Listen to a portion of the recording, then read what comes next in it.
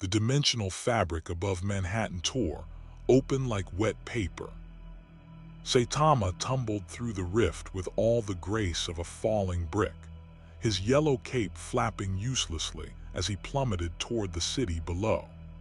His expression remained its usual bored mask, even as he fell terminal velocity toward what looked like Earth, but felt subtly wrong in ways he couldn't articulate. Below him, New York City was already having a terrible day. Kree warships hung in the sky like malevolent steel clouds, their weapons carving burning lines through the afternoon air. Blue-skinned soldiers in combat armor swarmed through the streets, their energy rifles reducing cars to slag. Civilians screamed and scattered as buildings crumbled under orbital bombardment. The acrid smell of melted concrete and ozone choked the air. At Ground Zero, the Avengers fought with practiced desperation. Iron Man's repulsors lit up the sky as he wove between Kree fighters, his HUD tracking 17 simultaneous threats. Captain America's shield rang like a bell as it deflected energy blasts, protecting a group of trapped civilians. Thor's lightning turned 3 Kree soldiers to ash, but 20 more rushed to replace them. Black Widow moved through the chaos with lethal efficiency, but even she could see they were being overwhelmed. "Tony, we need options," Steve Rogers shouted over the comm, his shield already cracked from absorbing too many direct hits. "There are too many of them." "Working on it, Cap," Tony replied, his voice tight as Jarvis fed him casualty projections that made his stomach turn. "S.H.I.E.L.D's got F-35s inbound, but the Kree shields are." He never finished the sentence. Saitama crashed into the largest Kree command ship at approximately 700 miles per hour. The impact wasn't explosive. It wasn't even particularly loud by superhero battle standards. It was simply absolute. The command ship, a dreadnought-class vessel the size of 3 aircraft carriers, crumpled inward around Saitama's body like aluminum foil around a baseball. Metal shrieked. Engines imploded. The entire superstructure folded into itself with geometric impossibility. Then the ship fell. It dropped from the sky in a straight vertical line, its internal gravity systems completely destroyed. Saitama rode it down, standing casually on what used to be the bridge, one hand scratching his bald head in confusion. He looked around at the burning city, the blue-skinned aliens, the people in colorful costumes shooting lasers at each other. "Huh," he said to nobody in particular, "this isn't the supermarket." The dreadnought hit the East River with a tsunami-inducing crash. Water exploded upward in a temporary wall that soaked everything within 3 blocks. Kree soldiers abandoned their positions, staring in horror at their flagship's wreckage. Their commanders screamed contradictory orders in their native tongue. Saitama stepped off the sinking ship and onto the water's surface, his red boots creating small ripples as he walked toward shore. The physics of it made Tony Stark's brain hurt just watching through his suit cameras. "Jarvis," Tony said slowly, "tell me you're getting readings on that." "I am detecting a human male, sir, approximately mid-20s. No armor, no weapons, no apparent power signature beyond baseline human." "Jarvis, that baseline human just totaled a Kree dreadnought by falling on it." "Yes, sir, the contradiction is noted." On the shore, Saitama looked around at the scattered Kree soldiers. They stared back, their weapons slowly lowering as they processed what they'd just witnessed. Their greatest warship, pride of the fleet, reduced to scrap metal by a bald man in a yellow cape and red pajamas. Saitama said, raising one hand in an awkward wave. "Sorry about your ship. I didn't mean to crash into it. Is this still Earth? It looks like Earth, but everything feels kind of off." A Kree captain, his blue skin pale with shock, raised his rifle with shaking hands. Kill the anomaly. Energy blasts converged on Saitama from 17 different angles. The hero stood still and let them hit. The bolts splashed against his costume harmlessly, leaving not even scorch marks. He looked down at himself, then at the Kree soldiers, his expression mildly disappointed. "Oh," he said, "you guys are pretty weak too." He took one casual step forward. The shockwave from his footfall shattered windows for 2 blocks. The Kree soldiers closest to him were thrown backward like leaves in a hurricane. Their armor cracked. Their weapons clattered uselessly to the ground. The entire invasion force, 300 elite soldiers who'd been winning their battle against Earth's mightiest heroes 5 minutes ago, scattered in full retreat. Captain America landed beside Thor, both watching the scene with expressions of profound confusion. "Thor," Steve said carefully, "what exactly am I looking at?" The god of thunder gripped Mjolnir tighter, his divine senses screaming contradictions at him. "I know not, Captain. This man registers as mortal to my sight, yet the air around him bends as it does near my father. His presence is impossibly dense." "Impossibly dense describes my brain right now," Tony said, landing beside them in a crouch. His faceplate retracted, revealing a face that couldn't decide between amazement and suspicion. "Because unless I'm having a stroke, that completely normal-looking bald guy just won an alien invasion by himself, in pajamas." Saitama walked past scattered Kree soldiers toward the Avengers, seemingly oblivious to the weapons still pointed at him from desperate holdouts. A plasma bolt caught him in the chest. He brushed at the spot like someone removing lint. "Excuse me," he called out, stopping about 20 feet from the assembled heroes. Up close, they could see he was younger than they'd thought, maybe 25, with a face that suggested terminal boredom rather than post-battle adrenaline. "Could you tell me where I am? This looks like Tokyo, but the signs are in English and nobody's speaking Japanese." "You're in New York," Steve said, stepping forward with his shield raised but not threatening. His tactical mind cataloged everything about this stranger: the simple costume, the cheap cape, the complete lack of concern despite being surrounded by enhanced individuals. "Manhattan specifically. I'm Captain America. These are the Avengers." "Avengers?" Saitama's eyes lit up slightly. "Like a hero association. Oh good, then you guys are heroes too." "Two?" Tony interjected, his HUD running facial recognition that came up completely blank. "So you're claiming to be a hero, one that just happened to fall out of the sky onto a Kree invasion." "I didn't mean to fall here," Saitama explained, his tone suggesting he was used to being misunderstood. "I was in my apartment watching TV, and then there was this weird ripping sound and I fell through my ceiling into wherever this is. As for being a hero, yeah, Class B, rank 7. Well, I was rank 7 last week. Might have moved up after that tiger-level threat in City Z." The Avengers exchanged glances. None of this made any sense. "Class B," Natasha emerged from the shadows, her weapons holstered but her posture ready. "What classification system is that?" "The Hero Associations." Saitama said it like it was obvious. "You know, Class C for beginners, Class B for experienced, Class A for elite, Class S for the top heroes.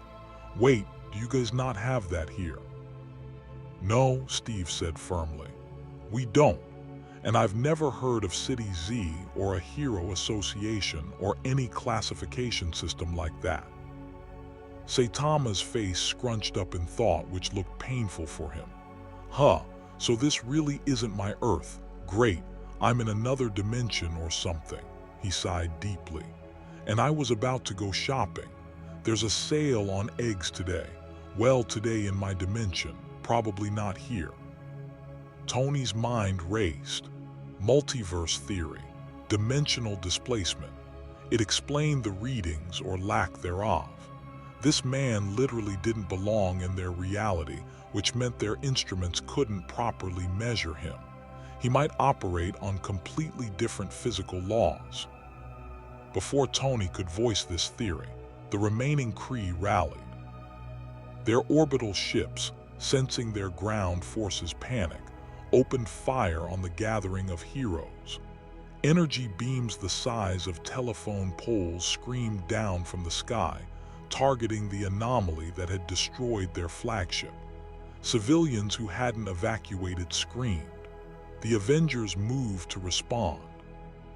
Saitama looked up at the incoming fire with mild interest. "Oh," he said, "more of them." He jumped. The street cracked under his feet, creating a crater 3 feet deep. Saitama rocketed into the sky faster than Tony's cameras could track, becoming a red and yellow blur that pierced the cloud layer in under a second. The Avengers watched, stunned, as he reached the Kree orbital fleet in the time it took a normal person to blink. What followed wasn't a battle, it was extermination. Saitama moved through the Kree fleet like a pinball made of physics-breaking determination. His fists, moving at speeds that defied conventional measurement, punctured ship hulls with the ease of fingers through tissue paper. Vessels exploded.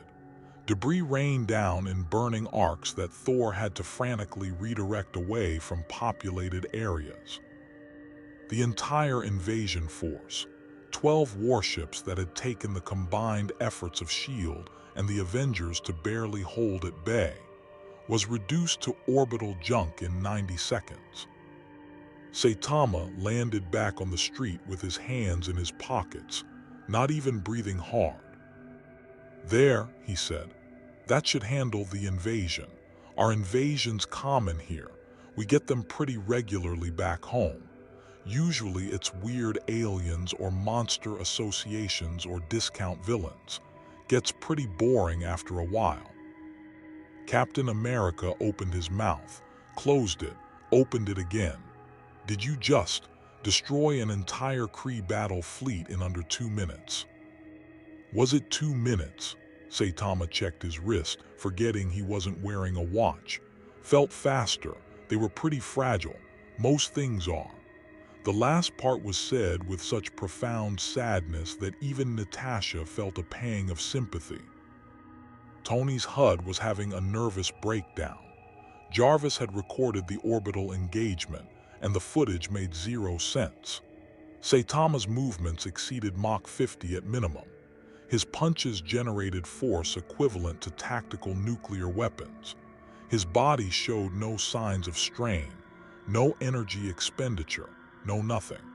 He just casually committed genocide against a Kree invasion fleet while complaining about grocery shopping.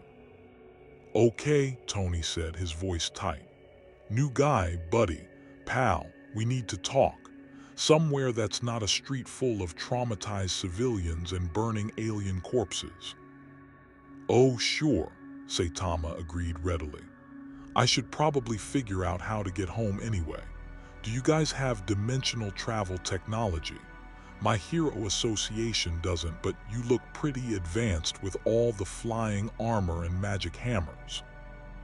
"I am not magic," Thor said reflexively, though his attention was focused on Saitama with uncharacteristic intensity. "But thou art correct that we must speak. Thy power is unusual. It reminds me of entities that predate creation itself." "I just work out a lot," Saitama said modestly. 100 push-ups, 100 sit-ups, 100 squats, and a 10-kilometer run, every day, for 3 years. The silence that followed was deafening. "That's it," Natasha said flatly.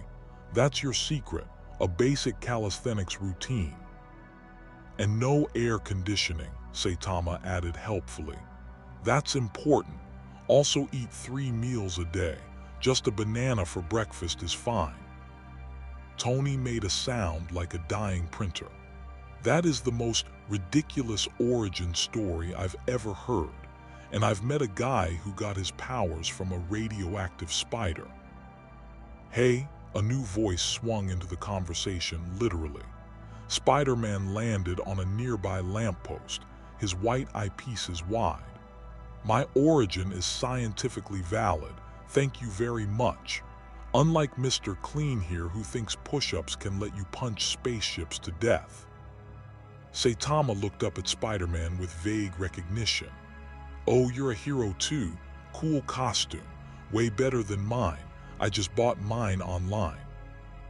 Thanks, wait, you bought that? Peter couldn't help himself. It looks like pajamas. It is pajamas. The cape came from a separate order. Before anyone could process this information, a black SUV screeched to a halt nearby.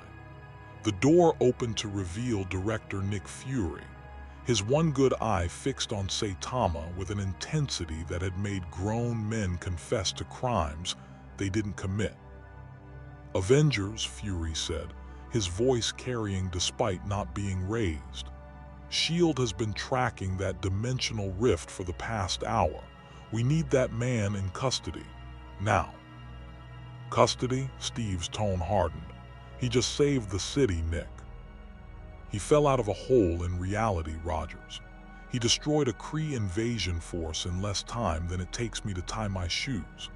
Our satellites recorded energy signatures from his orbital engagement that exceed anything in our database, including Thor's maximum output.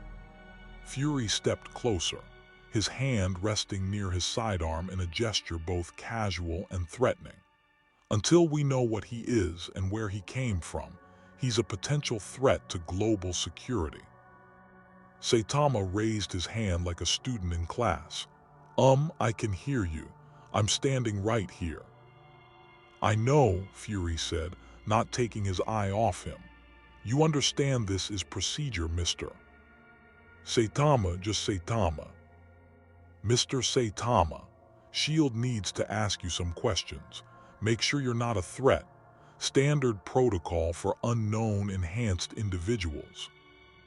I'm not enhanced, Saitama protested. I'm just a guy who trained really hard, and I'm not a threat unless you're a monster or villain or on-sale egg hoarder. He paused. Actually, I should ask, do you guys have monsters here? Like city-destroying monsters? Because that's mainly what I deal with. We call them villains, Tony said, his mind already working on the political implications of this situation. S.H.I.E.L.D would want to lock Saitama down, study him, possibly weaponize him. The Avengers couldn't let that happen, not after he just saved potentially thousands of lives. But they also couldn't just let an interdimensional powerhouse wander around unsupervised. And yes, we have plenty. Listen, Saitama, how about we all go somewhere comfortable and talk this through? No custody, no threats. Just heroes helping a displaced hero figure out his situation. Fury's eye narrowed, stark. Is making a reasonable suggestion, Steve interrupted, moving to stand between Fury and Saitama. This man just saved Manhattan. He deserves our help, not imprisonment. The tension ratcheted up. S.H.I.E.L.D agents emerged from vehicles, their weapons not quite pointed at anyone but ready. The Avengers shifted into defensive positions without consciously deciding to. Thor's hand tightened on Mjolnir. Natasha's fingers drifted toward her widow's bites. Saitama looked around at all the posturing and sighed. Look, he said, his voice cutting through the tension with sheer boredom. I don't want trouble. I just want to find a way home, maybe get some food because I'm kind of hungry, and figure out where I'm going to sleep tonight if I can't get back.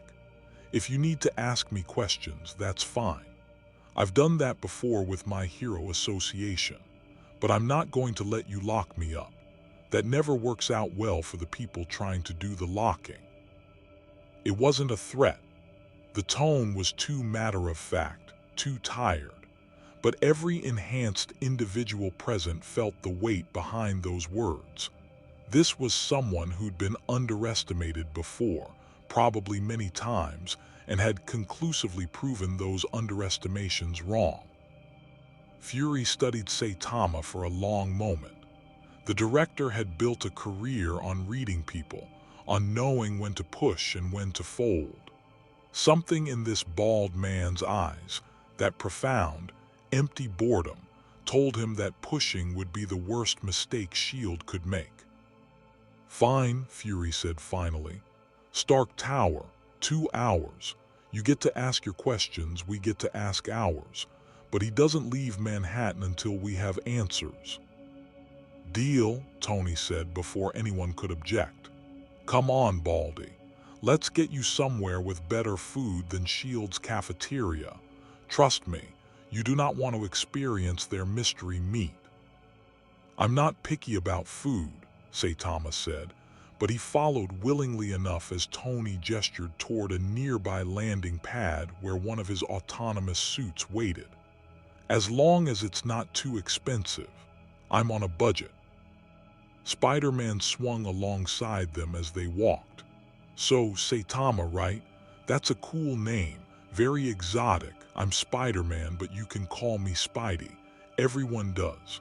Well, except the Bugle, they call me Menace, but we don't talk about that." "You talk a lot," Saitama observed. "I get that a lot. It's a nervous habit, also a fun habit. Mostly it's because if I stop talking, I start thinking about how weird my life is, and then I have an existential crisis. So really the talking is a public service." "Kid," Tony interrupted. "Maybe give our interdimensional guest some space to breathe." "Right, sorry, yeah." Peter fell silent for approximately 5 seconds. "But seriously, that thing you did with the ships, that was the coolest thing I've ever seen, and I once saw Thor arm wrestle the Hulk." Saitama's expression didn't change, but something in his eyes softened slightly. "Thanks. It's been a while since someone was impressed." As they departed, the remaining Avengers watched with varying expressions of concern, curiosity, and calculation. Thor stood with Mjolnir at his side, his divine senses still reeling from trying to properly perceive the stranger. "Natasha," Steve said quietly, "what's your assessment?" "He's not lying," she replied, her spy's instincts processing everything she'd observed. "Everything about his body language says he's exactly what he appears to be. A very strong, very bored hero who's completely out of his depth socially but absolutely confident in combat. The question is how much of his power we actually saw." "Not much," Thor said grimly. "I have fought Hulk at his angriest. I have traded blows with cosmic entities. That man, in destroying yon ships, expended less effort than I do lifting Mjolnir. Whatever his true limits are, we have not glimpsed them." Steve looked up at the sky, where debris from the Kree fleet still burned through the atmosphere. 1 man, 90 seconds, an entire invasion force reduced to scrap. "Then we'd better make sure he stays friendly," the captain said. "Because if someone like that decided to be a problem, I'm not sure anything could stop him." In Stark Tower's penthouse, Saitama stood by the floor-to-ceiling windows, looking out at a New York City that was familiar yet alien. The buildings were right, the layout close enough, but something in the air felt different. He could see people on the streets below, already recovering from the invasion with that resilient human spirit he'd seen in his own dimension. Tony was at the bar, pouring himself a drink and trying not to think about the impossibility currently standing in his living room. "So," Saitama said, not turning from the window, "in my world I'm kind of a joke." "A joke?" Peter, who tagged along because nobody had told him not to, looked confused. "But you're crazy strong." Yeah, but most people don't know that. The Hero Association ranks me low because I bombed the written tests. The public thinks I'm a fraud who takes credit for other heroes' work. And the few people who do know what I can do. He trailed off, his reflection in the window showing an expression of profound loneliness. They're usually too scared to treat me normally. Tony paused, his glass halfway to his lips. He understood that feeling more than he'd like to admit. Well, the billionaire said, moving to stand beside Saitama, you're in a new dimension now. Fresh start. And around here, we've got a pretty high tolerance for powerful weirdos. I mean, we've got a guy who turns into a giant green rage monster, a literal god, a super soldier from the 1940s, and whatever the hell Spider-Man is. I'm a radioactive spider person, Peter called out helpfully. See, weird is our baseline. Tony raised his glass. So how about this? We help you figure out how to get home, you help us understand how you do what you do, and in the meantime, you've got a place to crash and allies who won't freak out every time you punch something into orbit. Sound fair? Saitama turned to look at Tony, really look at him, and saw something genuine in the billionaire's eyes. No fear, no calculation, just one powerful person offering help to another. For the first time since arriving, Saitama smiled. Yeah, he said, that sounds fair, thanks. Don't mention it. Tony clinked his glass against Saitama's empty hand. Welcome to the Marvel Universe, hero. Try not to break it. Outside, the sun set over Manhattan, painting the sky in shades of orange and red. S.H.I.E.L.D. satellites tracked the energy signature in Stark Tower. In dark corners of the world, villains watched news footage of the Kree invasion's destruction and made plans. Cosmic entities turned their attention toward Earth, sensing a disturbance in the fundamental order of power. And in his sanctum, Dr. Doom replayed the footage of Saitama's orbital assault for the 17th time, his brilliant mind racing with terrible possibilities. The Marvel Universe had just encountered something it had no framework to understand. And the consequences were only beginning. Peter Parker had decided that Saitama was the weirdest hero he'd ever met, and he'd once teamed up with a talking raccoon from space. They sat in a small ramen shop in Queens 3 days after the Kree invasion, Saitama working through his 4th bowl while Peter nursed his first. The older hero ate with single-minded focus, his expression achieving something almost like contentment as he slurped noodles. He'd been staying in one of Stark Tower's guest rooms, but Tony's attempts to scan him had yielded nothing useful, and the billionaire was currently locked in his lab having what Jarvis diplomatically called a frustration episode. So let me get this straight, Peter said, watching Saitama drain the broth in one long gulp. You broke your limiter. That's what a crab monster told me once, Saitama replied, setting down the empty bowl. Before I punched him, something about how every living thing has a limit to their growth, and I somehow broke through mine. Honestly, I wasn't really paying attention. He was going to eat a kid. A crab monster told you the secret of your power. Yeah, he was pretty smart for a monster, had good presentation skills. Peter's brain hurt. Everything about Saitama contradicted itself. The hero dressed like he'd raided a clearance bin, lived on a budget that made Peter's freelance photographer income look lavish, and apparently achieved god-tier power through a workout routine that wouldn't challenge a moderately athletic teenager. Yet S.H.I.E.L.D. satellites had tracked him stopping a bank robbery yesterday by flicking the vault door closed from 3 blocks away. The door had been 8 inches of reinforced steel. Okay, different question, Peter tried. What do you actually want? Like long-term, besides getting home? Saitama was quiet for a moment, his eyes distant. I want to feel something when I fight, excitement, danger, that rush you get when you're not sure if you'll win." He looked at his fist, opening and closing it slowly.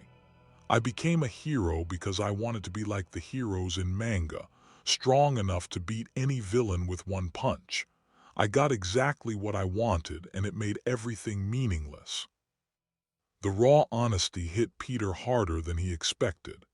Here was someone who'd achieved absolute power and found it completely hollow. "Well," Peter said carefully, "maybe this universe will be different. We've got some seriously heavy hitters. Galactus eats planets. Thanos collected magic rocks that let him kill half the universe with a snap. The Celestials are literally space gods who—" "That sounds great." Saitama's eyes lit up with the first genuine enthusiasm Peter had seen. "Where can I fight them?" "That's no, Saitama. Those are bad guys we try to avoid fighting. They're apocalyptic threats." "Exactly." Saitama leaned forward. "Threats that might actually be strong. Do you know how long it's been since I fought something that took more than one punch? Years, Peter. Years of every villain, every monster, every self-proclaimed god turning into paste the moment I hit them seriously." Peter was saved from responding by his phone buzzing. A text from Tony: "Get to the tower. S.H.I.E.L.D's bringing company, not good company." "We've gotta go," Peter said, standing quickly. "Stark needs us." Saitama left exact change on the table, refusing to let Peter pay despite the younger hero's protests, and they headed toward Stark Tower on foot. Saitama could have jumped there in seconds, but Peter had discovered he seemed to enjoy walking, observing the city with quiet interest. People passed without recognizing him. His costume was in Tony's lab being analyzed, leaving him in a cheap jacket and jeans that made him look completely ordinary. "It's nice," Saitama said as they walked, "being nobody. In my city Z, after I got ranked, people started noticing. Some wanted autographs, others threw things. Lot of opinions about someone they never met." "Welcome to hero life," Peter commiserated. "The bugle runs hit pieces on me weekly. Jameson's convinced I'm a menace to society." "Are you?" "What? No, I save people." "Then why worry what he thinks?" Saitama's logic was infuriatingly simple. "You know you're a hero. The people you save know. That's what matters." Peter wanted to argue, to explain public perception and responsibility, and all the complicated feelings that came with being Spider-Man. But looking at Saitama's utterly unbothered expression, he realized the man had a point. When you could destroy mountains with a sneeze, maybe you stopped caring about newspaper opinions. Stark Tower's lobby was controlled chaos when they arrived. S.H.I.E.L.D. agents occupied half the space, their weapons ostentatiously visible. Tony stood near the elevators with Rhodey in full war machine armor, both looking tense. But it was the other group that made Peter's spider sense tingle. Director Fury stood with two people Peter recognized from classified files he absolutely shouldn't have accessed. The first was a woman in a green suit, her dark hair pulled back severely, eyes that missed nothing. Carol Danvers, Captain Marvel, recently returned from a deep space mission. The second made Peter's blood run cold. Bruce Banner looked exactly like his photos. Mild-mannered, wearing cheap clothes, hands shoved in his pockets. But Peter's enhanced senses could hear the man's heartbeat, slow and steady, and underneath it something else. Something massive and angry, barely contained. "Saitama," Fury said without preamble, "we need to talk about your power level." "Okay," Saitama replied, unbothered. "What about it?" Carol stepped forward and Peter noticed the way she moved, ready for a fight, analyzing Saitama like a threat. S.H.I.E.L.D's been running simulations based on the Kree fleet engagement. Your demonstrated strength exceeds anything in our database. We need to establish benchmarks. Benchmarks? Tony interjected. Is that what we're calling find out how to neutralize him now? We're calling it responsible oversight of an interdimensional anomaly, Fury shot back. Rogers might be comfortable giving this guy the keys to the city based on one good deed, but I've seen too many Superman scenarios go bad. Superman? Saitama looked confused. Who's that? Fictional alien, Peter whispered. Incredibly strong but has weaknesses. They're implying you might need similar contingencies. Understanding dawned in Saitama's eyes, followed by something that might have been disappointment. Oh, you want to know how to beat me if I go bad? Can you blame us? Carol's tone was level but firm. You fell out of nowhere with power that defies measurement. No energy signature we can track, no apparent limits, no weaknesses we've identified. From a strategic standpoint, you're a liability until we understand what you are. I'm a hero, Saitama said simply. That's all I am. Prove it, Bruce spoke for the first time. His voice soft but carrying unexpected weight. Everyone turned to look at him. Not trying to be hostile, but Carol's right. We've been burned before by people claiming to be heroes. How do we know you're what you say? Saitama met Bruce's eyes and something passed between them, a recognition Peter couldn't quite parse. I guess you don't, Saitama admitted. In my world, I have a hero license, but that doesn't mean anything here. And I can't prove I won't go bad because, honestly, I don't know what I'd do if I really got pushed. I've never been pushed. The honesty was disarming. Carol's stance softened slightly. Even Fury's expression shifted from hostile to calculating. Then let us push, Carol said. Controlled environment. You me full power. We see what you can do, establish some baselines, and everyone gets answers. You want to fight me? Saitama perked up. Are you strong? Strong enough. Carol's hands began glowing with photonic energy.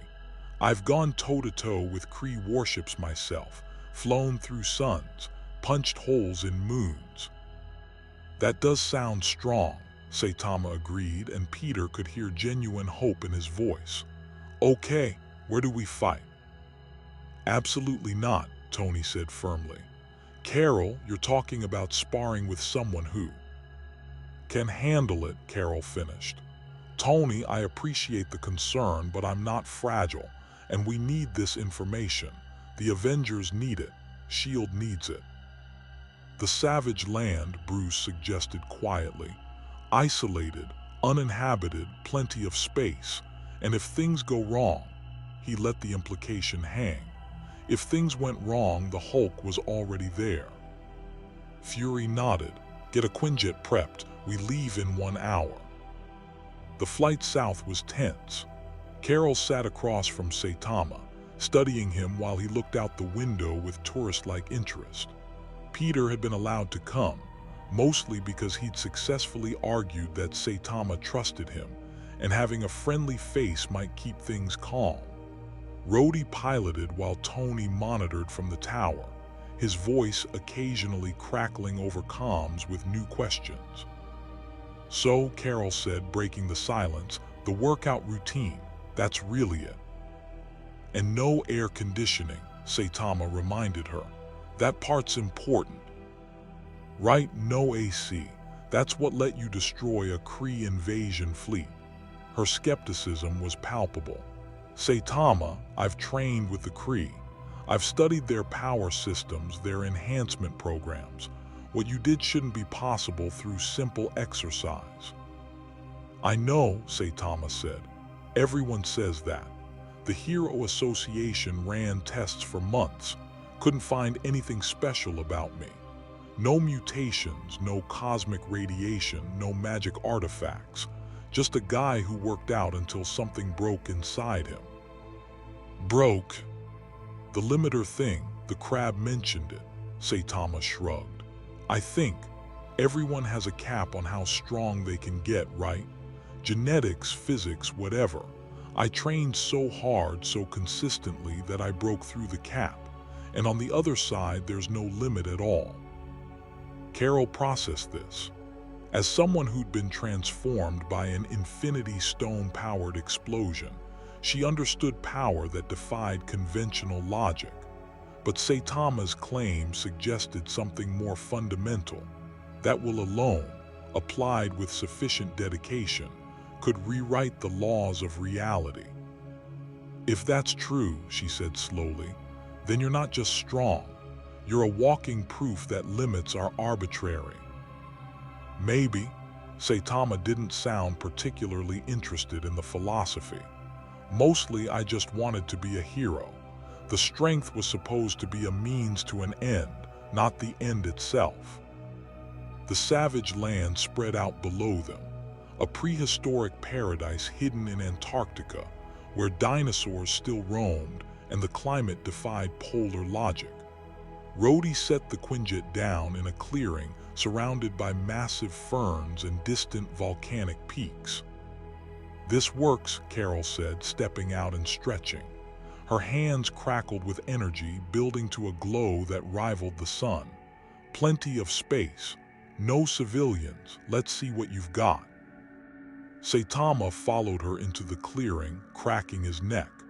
Peter noticed he wasn't stretching, wasn't preparing at all. Just standing there, hands in his pockets, waiting. Rules, Bruce called from the Quinjet's ramp. No killing strikes. First one to yield or get knocked unconscious loses. Carol, you're cleared for full power. Saitama, use your judgment. Full power? Saitama's eyes widened slightly. Really? Really? Carol confirmed. She rose into the air, her body surrounded by an aura of golden light that made the air shimmer. I want to see what an interdimensional hero can do, and honestly, I want to know if you're a threat. I'm not, Saitama said, but he was smiling now, actually smiling. But I'll show you what I can do.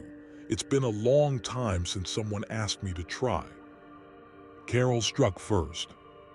She moved faster than Peter's eyes could track, her fist surrounded by photonic energy that could vaporize steel.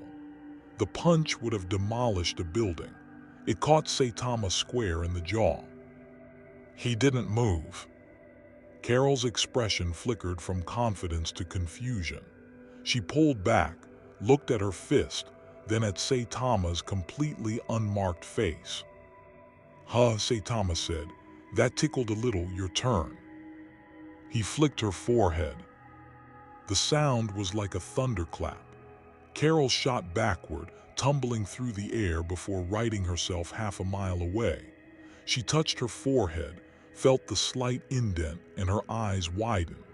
That casual flick had hit harder than most punches she'd ever taken. Okay, she muttered, energy building around her until she glowed like a star. Okay, no more testing. She flew at Saitama with everything she had. Punches that shattered sound barriers. Energy blasts that carved trenches in the earth. She moved in 3 dimensions, attacking from every angle, her photonic powers reaching their absolute peak. Saitama stood in place and blocked everything with one hand.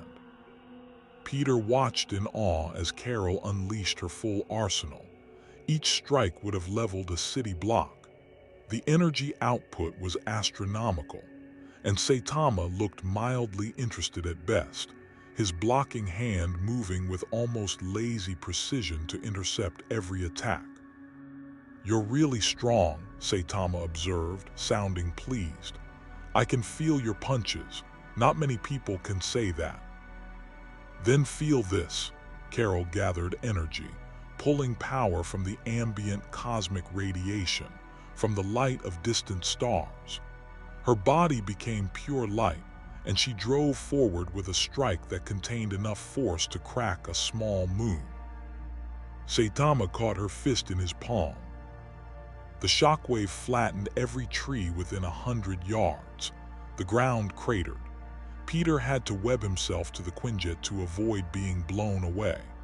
But when the dust cleared, Saitama stood unmoved, holding Carol's trembling fist with gentle firmness.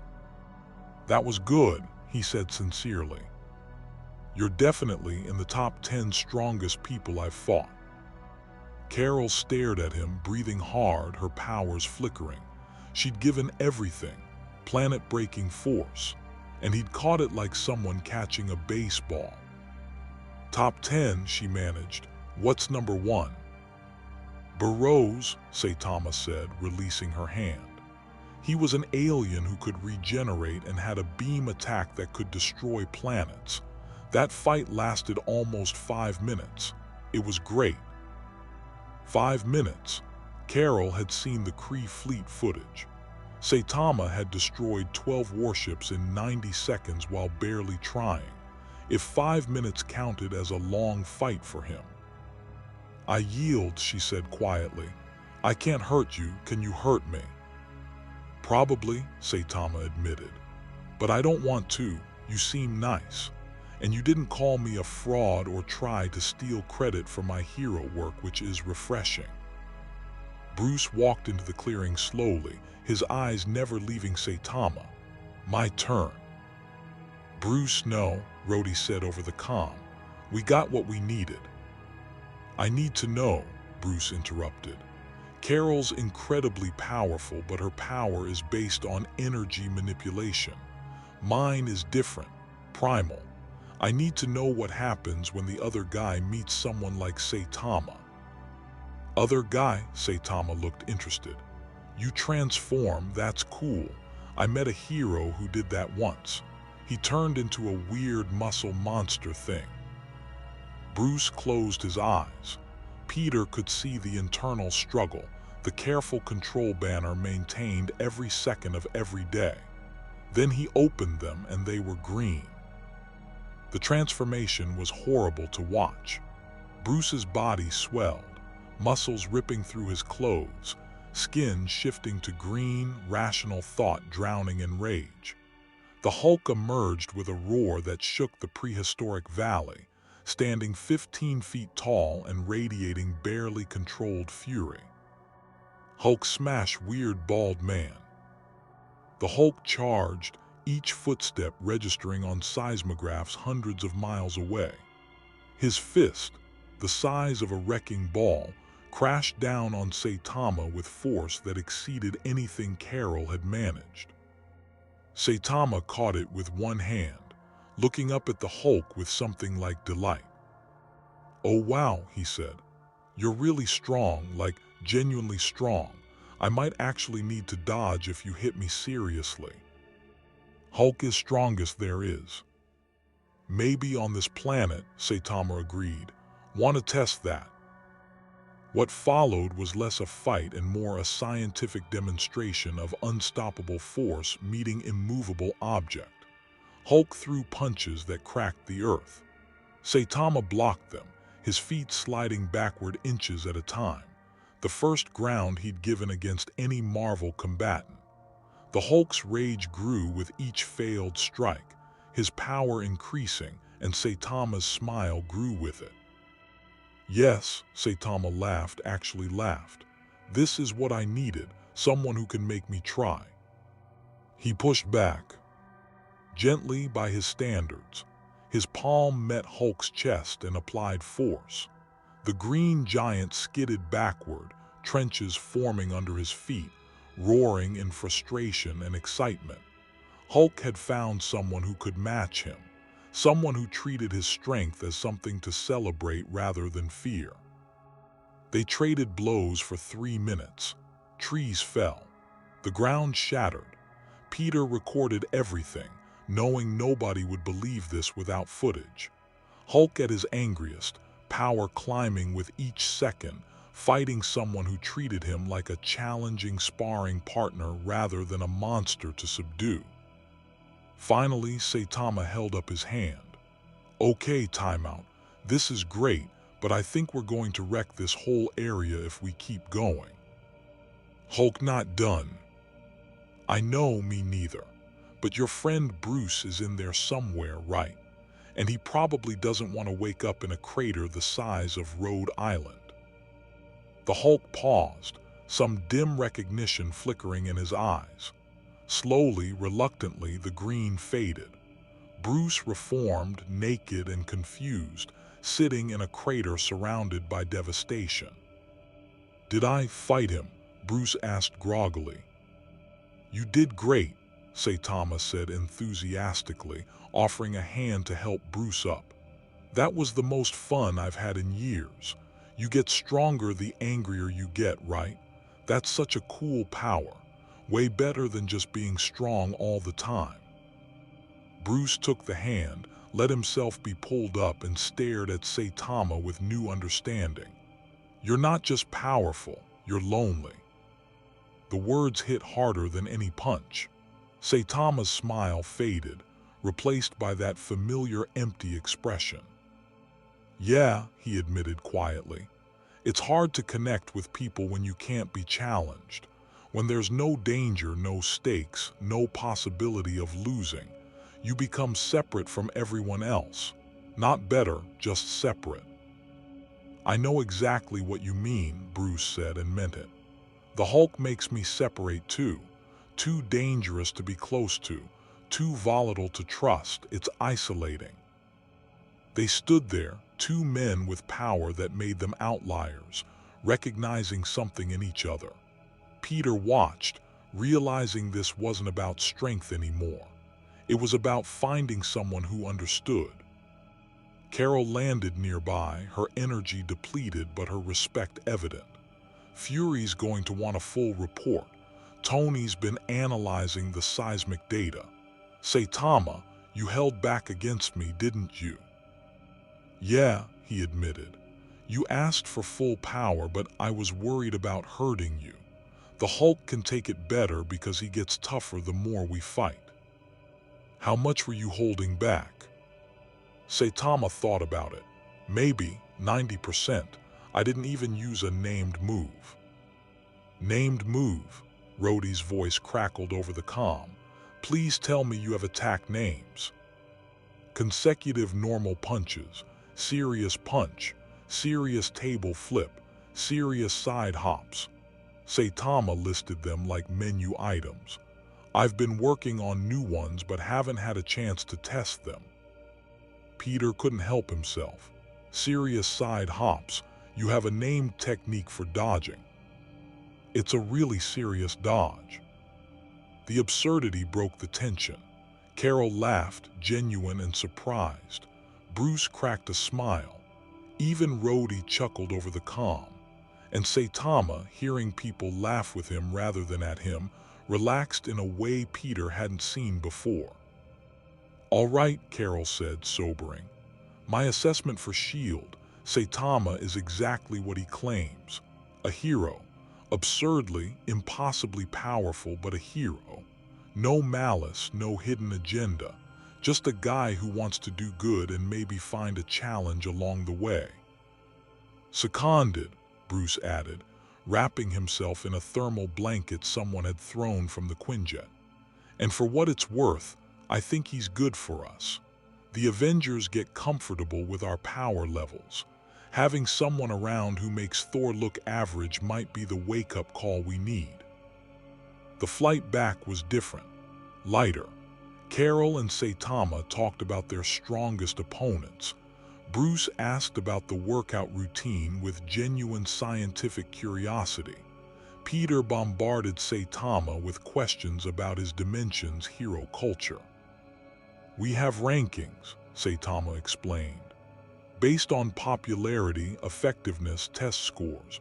I'm bad at tests, so I'm stuck in B-class even though I've beaten disaster-level threats." "That's stupid," Peter said immediately. "Yeah, but it's how the system works. My friend Genos keeps telling me to care more about advancement, but honestly, I just want to find a good fight. The rest is paperwork." When they landed at Stark Tower, Tony was waiting with fury. The director's expression was unreadable. Danvers filed her report, Fury said. Against my better judgment, I'm classifying you as a provisional ally. You can stay in New York, operate as an independent hero, but you check in weekly and you respond if we call. That's fine, Saitama agreed. But I'm not joining S.H.I.E.L.D. I work alone, or with friends, he added, glancing at Peter. Not asking you to join, asking you to be available. Fury turned to leave, then paused. One more thing. Dr. Doom has been sending diplomatic requests through UN channels. He wants to meet you. Doom? Tony's voice went hard. Absolutely not. Saitama, Victor Von Doom, is a dictator, a sorcerer, and a genius inventor with a god complex. Meeting him is a terrible idea. Is he strong? Saitama asked. Cosmically, yes. He's fought the Beyonder, stolen the power of Galactus, nearly conquered the universe a few times. Saitama's eyes lit up. Then I should definitely meet him. That's not Saitama, he's evil, capital E evil. So, maybe I can punch him if he tries anything evil. That's kind of my thing. Tony looked at Peter desperately. Peter shrugged. He has a point. I mean, what's Doom going to do? We just watched him fight the Hulk to a draw while holding back 90%. The problem isn't whether he can handle Doom, Tony said with strained patience. The problem is Doom will try to manipulate him, study him, find a way to weaponize or replicate his power. Victor doesn't do anything without 12 backup plans. Then I'll punch the plans too, Saitama said reasonably. Fury almost smiled. I'll arrange a meeting, controlled environment, Latvian embassy. You Doom 2 Avengers as observers. I'll go, Carol volunteered. Want to see how a dictator handles someone he can't intimidate. And I'm coming, Peter said, ignoring Tony's immediate protests. Saitama trusts me. And I can get photos for the Bugle. Spider-Man attends international diplomatic incident. Should be worth at least $50. 3 days later, Peter found himself in the Latvian embassy's grand hall, his spider sense humming with low-level anxiety. The room was all dark wood and intimidating architecture, designed to make visitors feel small. It worked on everyone except Saitama, who was examining a tapestry with mild interest. This Doom guy has good taste in decorations, Saitama observed. Very dramatic. Everything about Doom is dramatic, Carol muttered. She wore her Captain Marvel suit, full combat readiness despite the diplomatic setting. Just let me do the talking, okay? The doors opened. Dr. Doom entered like a king arriving at his coronation, green cloak sweeping behind him, metal mask reflecting the light, presence filling the room with barely contained power. Peter's spider sense spiked. This was someone dangerous in ways that transcended mere strength. Doom's eyes, visible through his mask, fixed on Saitama with unsettling intensity. So, Doom said, his voice resonating with aristocratic authority, you are the anomaly, the interdimensional aberration who defies classification. I'm Saitama, Saitama replied, offering his hand. Nice to meet you. Doom stared at the offered hand for a long moment. Then, surprisingly, he shook it. Victor Von Doom, I wish to meet you personally to assess whether you are threat, opportunity, or merely curious phenomenon. Probably all three, Saitama said honestly. Depends on whether you're a bad guy. Are you a bad guy? Doom is savior of Latveria, protector of his people, master of sciences both conventional and arcane. Whether this makes Doom bad is matter of perspective. That's a yes, Peter whispered to Carol. Doom has scanned you since you entered this embassy, the dictator continued, circling Saitama slowly. Mystic sensors, technological analyzers, even a fragment of Beyonder essence acquired at great cost, all return the same result. Impossible. Yeah, I get that a lot. You should not exist. Your power violates fundamental laws that govern this universe. Conservation of energy, thermodynamic limits, the principle that all force must have proportional source. Doom stopped in front of Saitama, and Peter could hear the genuine curiosity beneath the intimidation. How did you achieve this? 100 push-ups, 100 sit-ups. Doom does not appreciate jest. I'm not joking, Saitama said patiently. That's really it. I trained until I broke my limiter. Whatever natural cap exists on strength, I pushed through it. On the other side, there's no limit at all. Doom was silent for a long moment. If true, this implies that mortal will, sufficiently applied, can override universal constants. That dedication alone can rewrite reality. Doom has spent decades studying such possibilities through magic and science. You claim to have achieved it through exercise. And no air conditioning. That part's important. Fascinating. Doom turned away, his mind clearly racing.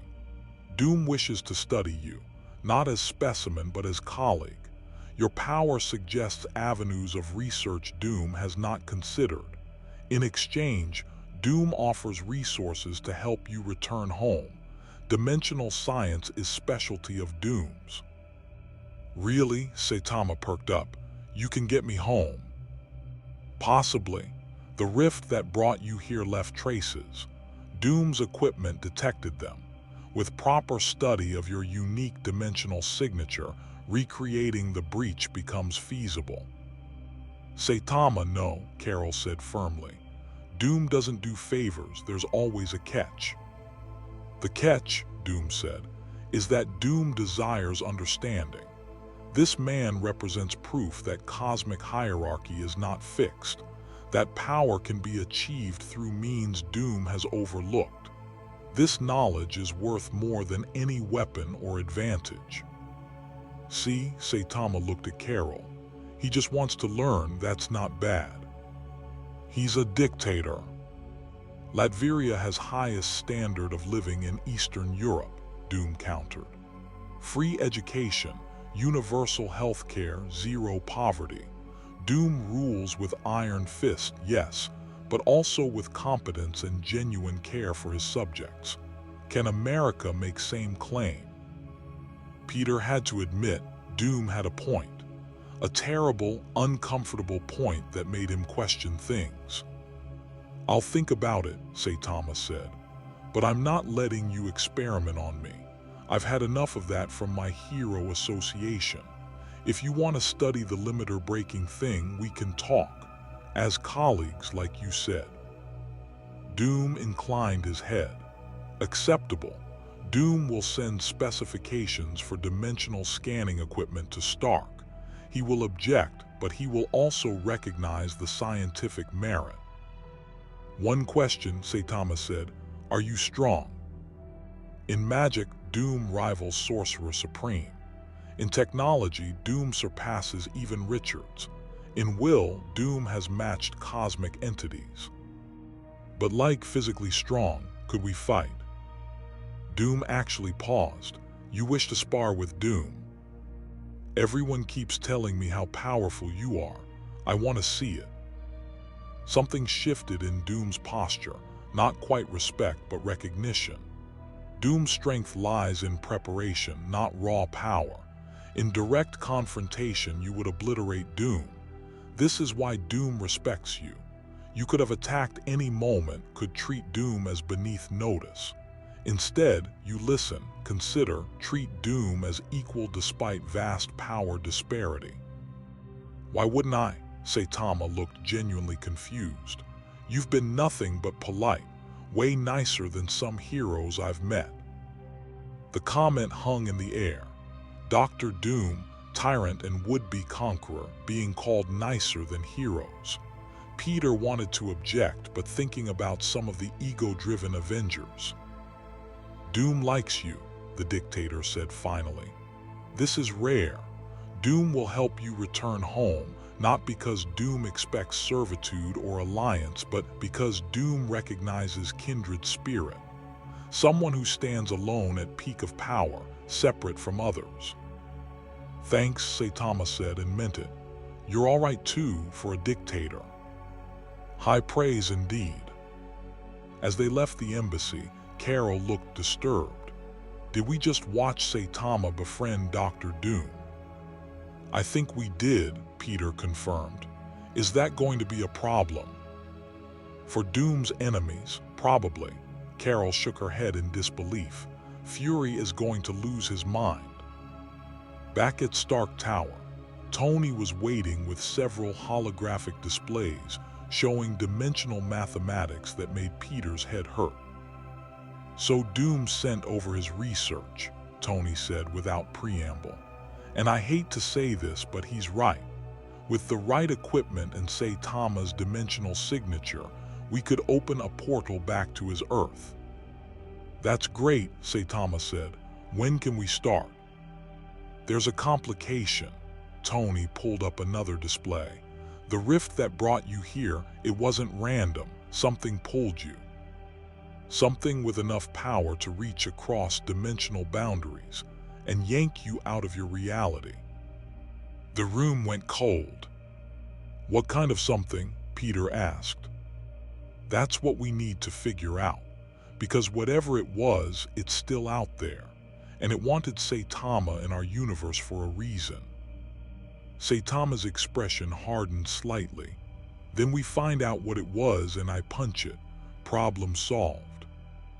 "If only everything were that simple," Tony muttered. But looking at Saitama, at his absolute confidence and proven ability to back it up, he wondered if maybe, just this once, it could be. Outside, reality rippled imperceptibly. In the space between dimensions, something ancient noticed its quarry had finally arrived where it needed to be. The game was proceeding according to plan. And on a distant moon orbiting a dying star, Thanos watched footage of Saitama's savage land fight and smiled. The first attempt on Saitama's life came on a Wednesday. Peter was showing him how to use a Metro card. Saitama had been jumping to destinations instead of taking the subway, which drew attention when the street exploded. Literally, the asphalt erupted in a geyser of concrete and rebar as something massive burst from the sewers below. A robot 15 feet tall, bristling with weapons that screamed advanced technology. Its chassis bore the yellow and black hazard stripes of A.I.M, the terrorist science organization that Tony had warned Saitama about. Civilians scattered, screaming.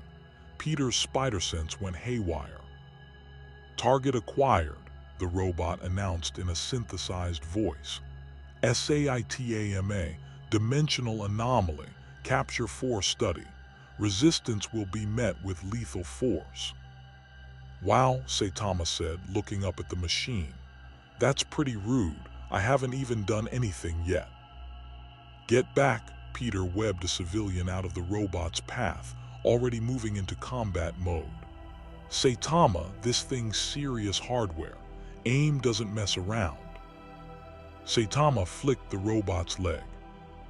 The entire machine crumpled like tinfoil, its advanced alloys and experimental shielding systems utterly meaningless against casual application of Saitama's finger. Sparks flew. Warning klaxons blared briefly before dying. The robot collapsed into a heap of expensive scrap metal. "Huh," Saitama observed. "That was disappointing. I thought a giant robot would be tougher." Peter stared at the wreckage, then at Saitama, then back at the wreckage. "That robot cost probably $50 million. That seems like a waste of money." Before Peter could respond, his phone buzzed. Tony's voice came through tense.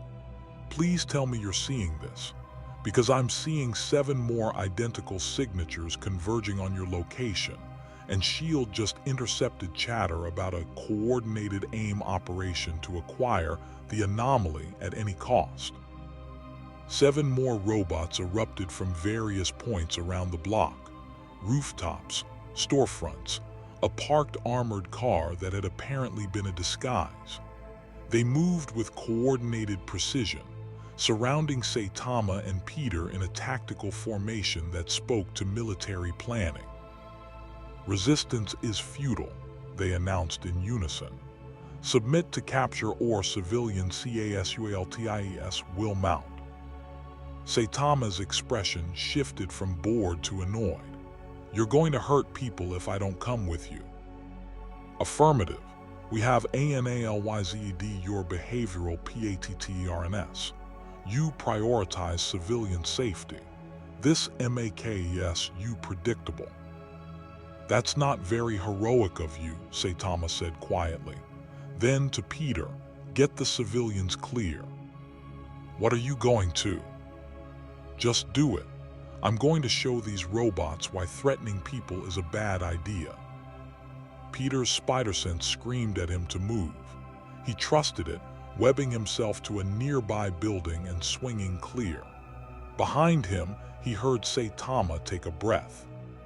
Consecutive normal punches. It was over in 3 seconds.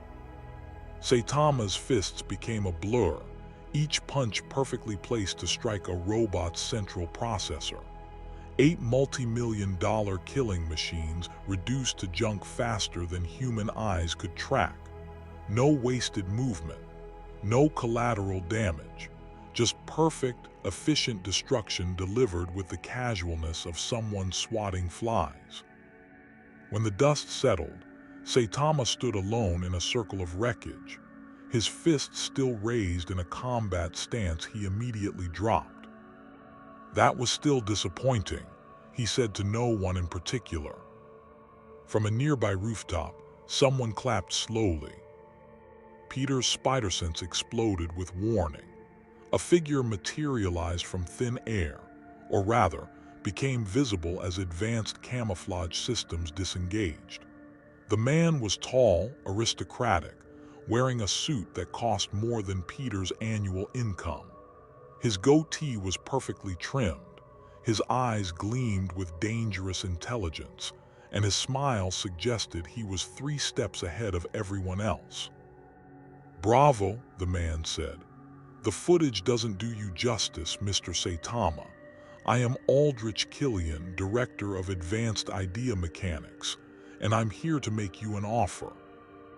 Not interested, Saitama said immediately. You haven't heard the offer. You just sent robots to threaten civilians and kidnap me.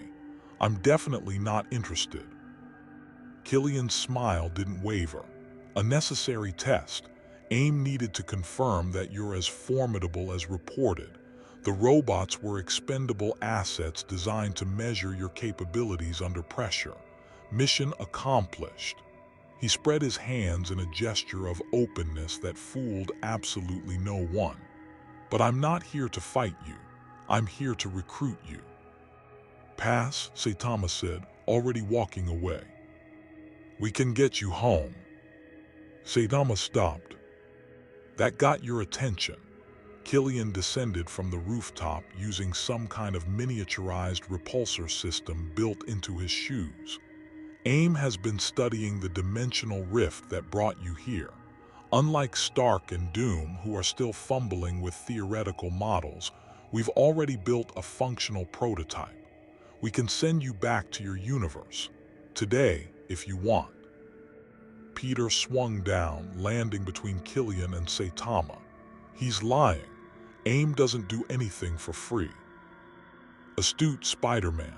Yes, there would be a price. A small one. Killian pulled out a tablet, tapped it, and a holographic display appeared showing complex dimensional mathematics. We simply want to study the process of your return. Document the dimensional signature, the energy fluctuations, the mechanics of cross-universal travel, pure research. You go home, we advance human understanding of the multiverse. Everyone wins. Except that's not all you want, a new voice interjected. Tony landed heavily in his Iron Man armor, repulsors charging. You want to weaponize dimensional travel, open portals to other realities, steal their resources, maybe dump your problems in alternate universes. I know how A.I.M thinks, Killian, says the man who sells weapons for a living. Sold, past tense, and I never claimed to be a humanitarian organization while plotting terrorism. Tony's helmet retracted, revealing barely controlled anger. Saitama, don't listen to him. We're close to a solution that doesn't involve giving a terrorist organization the keys to the multiverse. How close? Saitama asked, and there was something in his tone that made everyone pause. Not anger exactly, homesickness. I've been here 3 weeks, Tony. Every day I'm worried something's happening back home that I should be handling. My city, my friends, they need me. I understand that, Tony said, his voice softening. But rushing this could trap you permanently, or worse, tear a hole between universes that never closes. We need to do this right. We've already done it right, Killian countered. A.I.M employs the best dimensional physicists money can buy. Scientists who work free from Stark's ethical constraints or S.H.I.E.L.D's bureaucratic oversight. We get results. A new alarm blared from Tony's suit. Speaking of results, I'm reading massive energy buildup 3 blocks north. Killian, what did you do? The A.I.M director's smile turned predatory. Insurance. If you won't accept my generous offer, Mr. Saitama, perhaps a demonstration of A.I.M's capabilities will convince you. We've prepared something special. Something that should give even you pause. 3 blocks north, the street erupted again. But this time, what emerged wasn't a robot. It was a creature, vaguely humanoid but wrong in fundamental ways. Its skin pulsed with sickly yellow energy. Its proportions defied biology. Arms too long, torso too thick, head cocked at an angle that suggested broken vertebrae that somehow still functioned. And it radiated power, enough that even Saitama's bored expression shifted to something approaching interest. What is that? Peter demanded. We call it Project Extremis Gamma Hybrid, Killian explained casually. We acquired samples of Bruce Banner's blood, don't ask how, and combined it with Extremis technology and a few other proprietary ingredients. The result is a being with the Hulk's strength escalation, Extremis's regeneration, and complete loyalty to A.I.M programming. Cost us 3,017 test subjects, but the results speak for themselves. The creature roared and windows shattered for 6 blocks. It was rage given form, power without conscience, destruction as art. It turned toward Saitama with eyes that held no intelligence, only hunger. Kill, it said in a voice like grinding metal. Kill strong one, prove superiority. You made a monster, Saitama said, his voice flat. A monster that wants to fight me specifically. Consider it a field test for both our projects.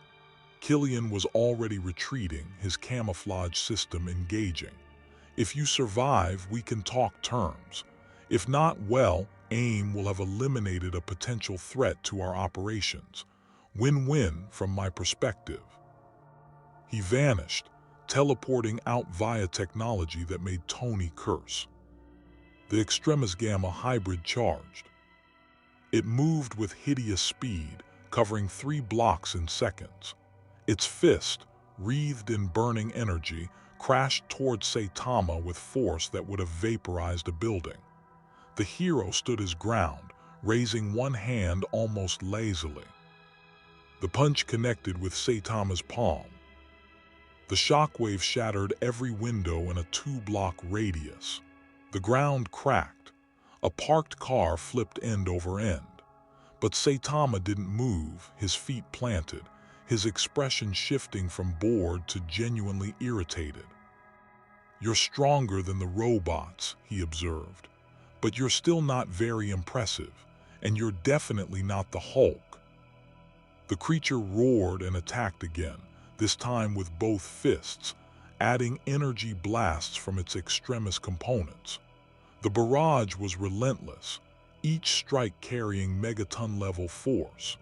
It adapted, learned, its gamma-based biology responding to the fight by increasing its strength exponentially. Saitama blocked everything with one hand, his other hand still in his pocket. "The real Hulk gets stronger through emotion," Saitama explained, his tone almost educational. "Anger, frustration, the will to protect. You're just mimicking that with biology. It's not the same thing. You're a copy, and copies are always weaker than the original." He flicked the creature's forehead. The extremis gamma hybrid flew backward, crashing through 4 buildings before embedding itself in the side of a parking structure half a mile away. It pulled itself free, regenerating the massive crater in its skull, and screamed in frustration. Then it began to grow. "Oh no," Tony said, his sensors tracking the energy spike. "It's entering cascade failure. The extremis and gamma components are destabilizing. It's going to explode, and the yield is..." His voice went hollow. 15 kilotons, minimum. Saitama, we need to evacuate Manhattan. Now." "How long?" Saitama asked, watching the creature swell. 3 minutes, maybe less." "That's plenty of time." Saitama started walking toward the unstable hybrid. "Get everyone back. Make sure nobody's close." "What are you going to do?" "What I always do, punch it." Peter swung into action, using his webs to pull civilians away from the danger zone. Tony coordinated with S.H.I.E.L.D. emergency services scrambling to evacuate a blast radius that encompassed thousands of people. 3 minutes wasn't enough time, not even close. Saitama reached the creature as it hit critical mass. It was the size of a building now, energy pouring off it in waves that melted asphalt and ignited fires spontaneously. Its roar was continuous, a sound of pure agony as its stolen biology tore itself apart. "Sorry about this," Saitama said quietly. "You didn't ask to be made into a weapon, but I can't let you hurt people." He pulled back his fist. Serious punch. The impact was soundless at first, all the air evacuating the area, creating a vacuum that swallowed noise. Then the shockwave hit, a wall of force that flattened everything in its path. The creature didn't explode. It simply ceased to exist, every molecule scattered beyond recovery. The energy that would have leveled Manhattan dispersed harmlessly into the upper atmosphere, creating an aurora that would puzzle meteorologists for weeks. Saitama stood in a crater that stretched for 200 feet, his fist still extended. He looked at it, then sighed. "I was hoping that would be more challenging," he said to the empty air. When Tony reached him, flying in with scanning equipment going haywire, he found Saitama sitting on the edge of the crater, looking melancholy. "You just prevented a catastrophe," Tony said, his voice tight with adrenaline crash. "That thing would have killed hundreds of thousands. You saved them all." "I know, that's good." Saitama didn't sound happy about it. "But I used a serious punch on something that wasn't even really trying to kill me. It was just following programming. That's sad." Tony sat down beside him, armor retracting. "You're a strange man, Saitama. Most heroes would be celebrating right now." "Most heroes probably get excited about their victories, feel something when they win."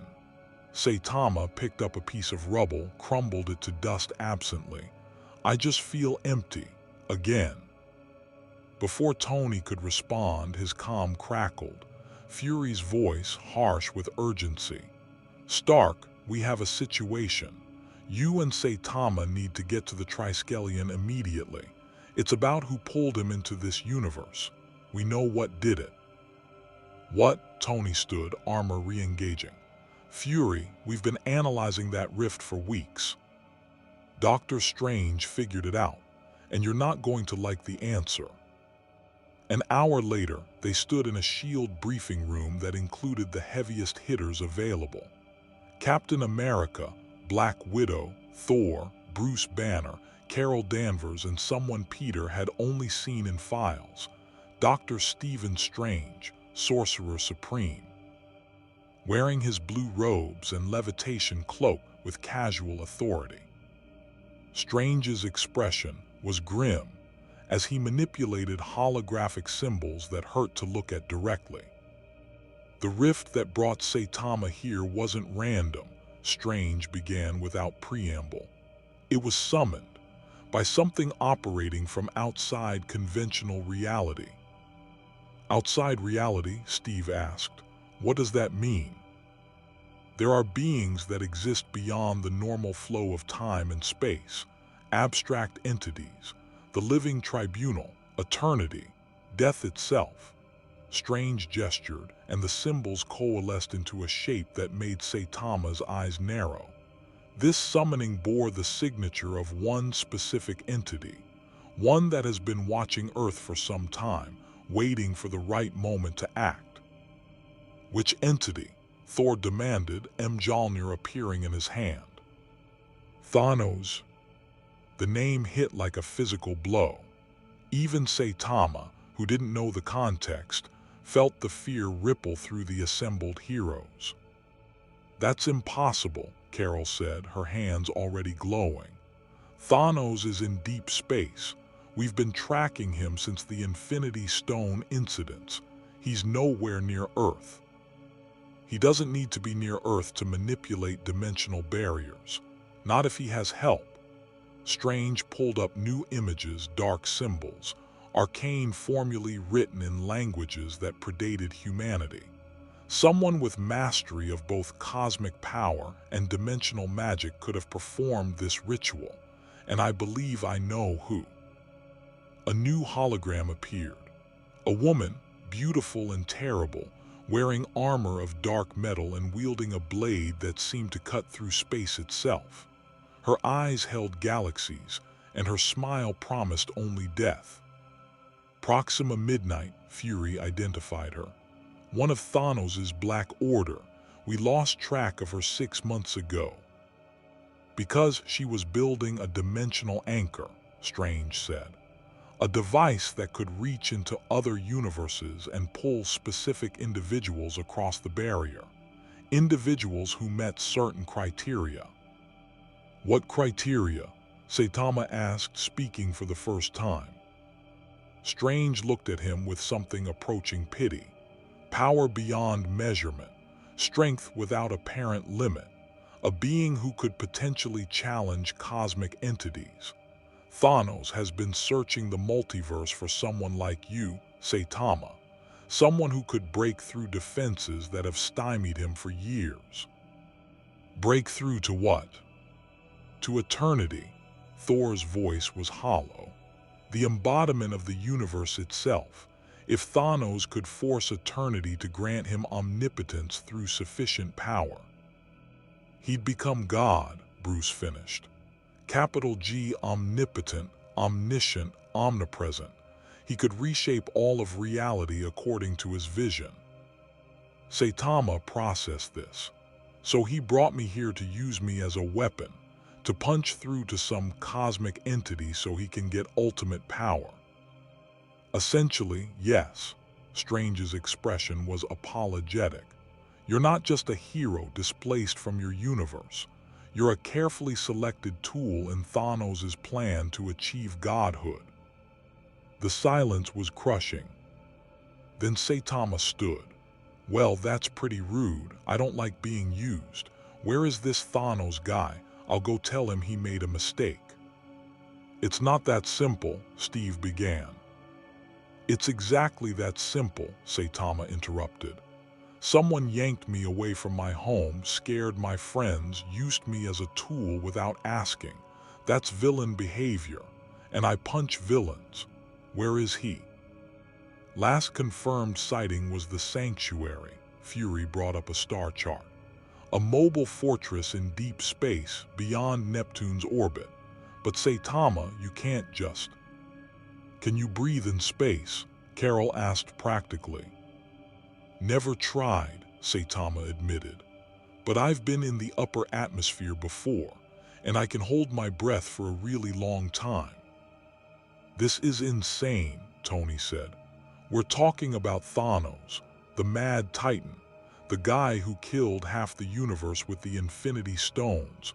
We can't just punch our way through this problem. Why not? Saitama asked genuinely. That's worked for every other problem I've encountered. Thor stepped forward, his expression conflicted. Saitama, I have fought Thanos, nearly died in the attempt. He is cunning beyond mortal comprehension, possessing strength that rivals Hulk and backed by armies that have conquered thousands of worlds. Even with your power, facing him unprepared would be boring, probably, Saitama finished. Because everyone keeps telling me how strong these villains are, and then they turn out to be not that impressive. But this Thanos guy actually planned something clever, manipulated dimensions, brought me here specifically. That suggests he's smarter than the usual villain. Maybe he'll be more interesting. You're talking about this like a game, Natasha said quietly. I'm not. Saitama's expression was serious for once. I'm talking about this like a hero. Someone used me to hurt people. The monster A.I.M made wouldn't exist if I hadn't been brought here. Killian wouldn't have targeted me. All of this is because Thanos decided to meddle with dimensions. That makes it my responsibility to fix.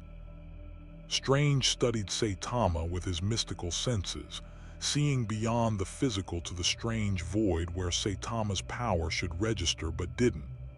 Your resolve is admirable, but Thanos will not fight you directly, not initially. He'll use the Black Order, his armies, every tactical advantage he possesses. This isn't a simple battle. Then I'll punch through the tactics until I reach him, Saitama said simply. Can someone give me directions to his fortress? I'm bad with navigation. The heroes exchanged looks. This was insanity. Sending one person, even one as powerful as Saitama, against Thanos and his entire operation was suicide. It violated every tactical principle they'd learned. But looking at Saitama's expression, that calm certainty, that absolute confidence, they realized something. This wasn't arrogance. It was experience. This was someone who had faced impossible odds so many times that they'd become routine. I'm going with you, Carol said firmly. Someone needs to watch your back. As am I, Thor declared. No warrior should face Thanos alone. Make it 4, Tony said, surprising himself. Jarvis is already designing a space-capable suit upgrade. Give me 6 hours. Saitama looked around at the volunteering heroes, and for the first time since arriving in the Marvel Universe, he smiled genuinely. Thanks, he said. That's really nice of you. Back home, most heroes don't want to partner with me. They're scared I'll steal their credit or make them look bad. It's nice having people who just want to help. That's what the Avengers do, Steve said, and he meant it. We help. And if helping means punching a cosmic tyrant, well, we've done stranger things on Tuesdays. As the meeting broke up, heroes dispersing to prepare for the most audacious operation in Avengers history, Strange pulled Saitama aside. A word of warning, the Sorcerer Supreme said quietly. Thanos didn't bring you here just for your power. He brought you here because he studied you. Or rather, studied your universe's records, your fights, your psychology. He knows you're bored, that you crave challenge. He's counting on that. What do you mean? I mean he'll offer you exactly what you want. A fight that actually pushes you. A challenge worthy of your strength. And in that moment, you'll have to choose between satisfying your personal desire and doing what's right. Strange's eyes held ancient wisdom. Power like yours comes with temptation. The temptation to see how far you can go, to finally discover your limits. Thanos will exploit that. Saitama was quiet for a long moment. Yeah, I know. I think about that sometimes, what I'd do if I finally found someone who could match me. If I'd fight them for real, consequences be damned, just to feel alive again. He looked at his fist. But I'm a hero. That means people come first, even before my own satisfaction. Good, Strange said. Remember that when Thanos makes his offer, because he will make one. It's what he does. Across the solar system, on a throne made from the bones of conquered worlds, Thanos watched through mystical sensors as Earth's heroes prepared their counterattack. Proxima Midnight stood at his side, her blade gleaming. They plan to assault the sanctuary, she reported. The anomaly will lead them. Should we prepare defenses? No, Thanos said, his voice like grinding continents. Let them come. I want to meet this Saitama personally, to measure him, test him, understand him. His smile was terrible to behold. After all, I went to such effort to bring him here. It would be rude not to properly welcome him to our universe. He stood, moving to a viewport that showed the distant blue marble of Earth. Besides, he continued, the Avengers think they're launching a rescue mission. They don't realize they're delivering exactly what I need. Saitama, furious and focused, willing to use his full power against someone who's wronged him. Thanos' hand clenched. The perfect weapon to breach eternity's defenses. All I need to do is aim him correctly. In the armory, Saitama tried on a space suit Tony had designed. It looked ridiculous, bulky, and covered in sensors. He hated it immediately. Do I have to wear this? He asked. Only if you enjoy breathing, Tony replied. Space is kind of lacking in oxygen. Peter, who'd snuck into the armory because nobody had explicitly told him he couldn't come, watched Saitama struggle with the helmet clasps. Hey, Peter said quietly. Be careful out there, okay? I know you're stupid strong, but Thanos is. He's different. He gets in your head. I'll be fine, Saitama assured him. But thanks for worrying. You're a good hero, Spider-Man, better than me in some ways. How am I better than the guy who can punch planets? You care about people as individuals, not just as a group to protect. You know their names, their stories. I've saved thousands of people, but I couldn't tell you anything about most of them. Saitama looked away. Being strong made me separate. You stayed connected. That's harder and more important. Before Peter could respond, the alarms blared. Incoming, Fury's voice over the PA. We have a Bifrost signature in Central Park. Thor didn't authorize transport. They rushed to the monitors. In Central Park, reality split open in rainbow light. But what stepped through wasn't Asgardian. It was an army. Chitauri warriors, thousands of them, pouring through a portal held open by technology that bore Thanos' signature. And at their head, wielding a glaive that crackled with power, stood Corvvis Glaive, another member of the Black Order. His voice boomed across the city, magically amplified. S.H.I.E.L.D, the Master calls. You may come to him willingly, or we will drag you through the rubble of this city you've grown fond of. Choose now. Saitama looked at the monitors, at the army preparing to slaughter innocents if he didn't comply. His expression went flat, empty of emotion except for one thing: cold fury. "I choose option 3, he said quietly. He walked to the window, opened it, and jumped. The fall from Stark Tower should have taken 10 seconds. Saitama made it in 1, hitting the ground in Central Park with force that created a crater and scattered the nearest Chitauri like bowling pins. Corvvis Glaive smiled, his weapon raised. "Finally, the master said you'd be impressive. Let's see if you live up to." Saitama punched him. Just once. A normal punch, not even a named move.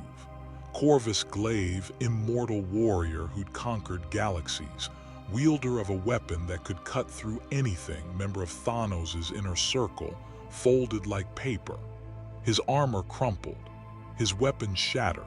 He flew backward through 3 trees before hitting a hot dog stand and not getting up.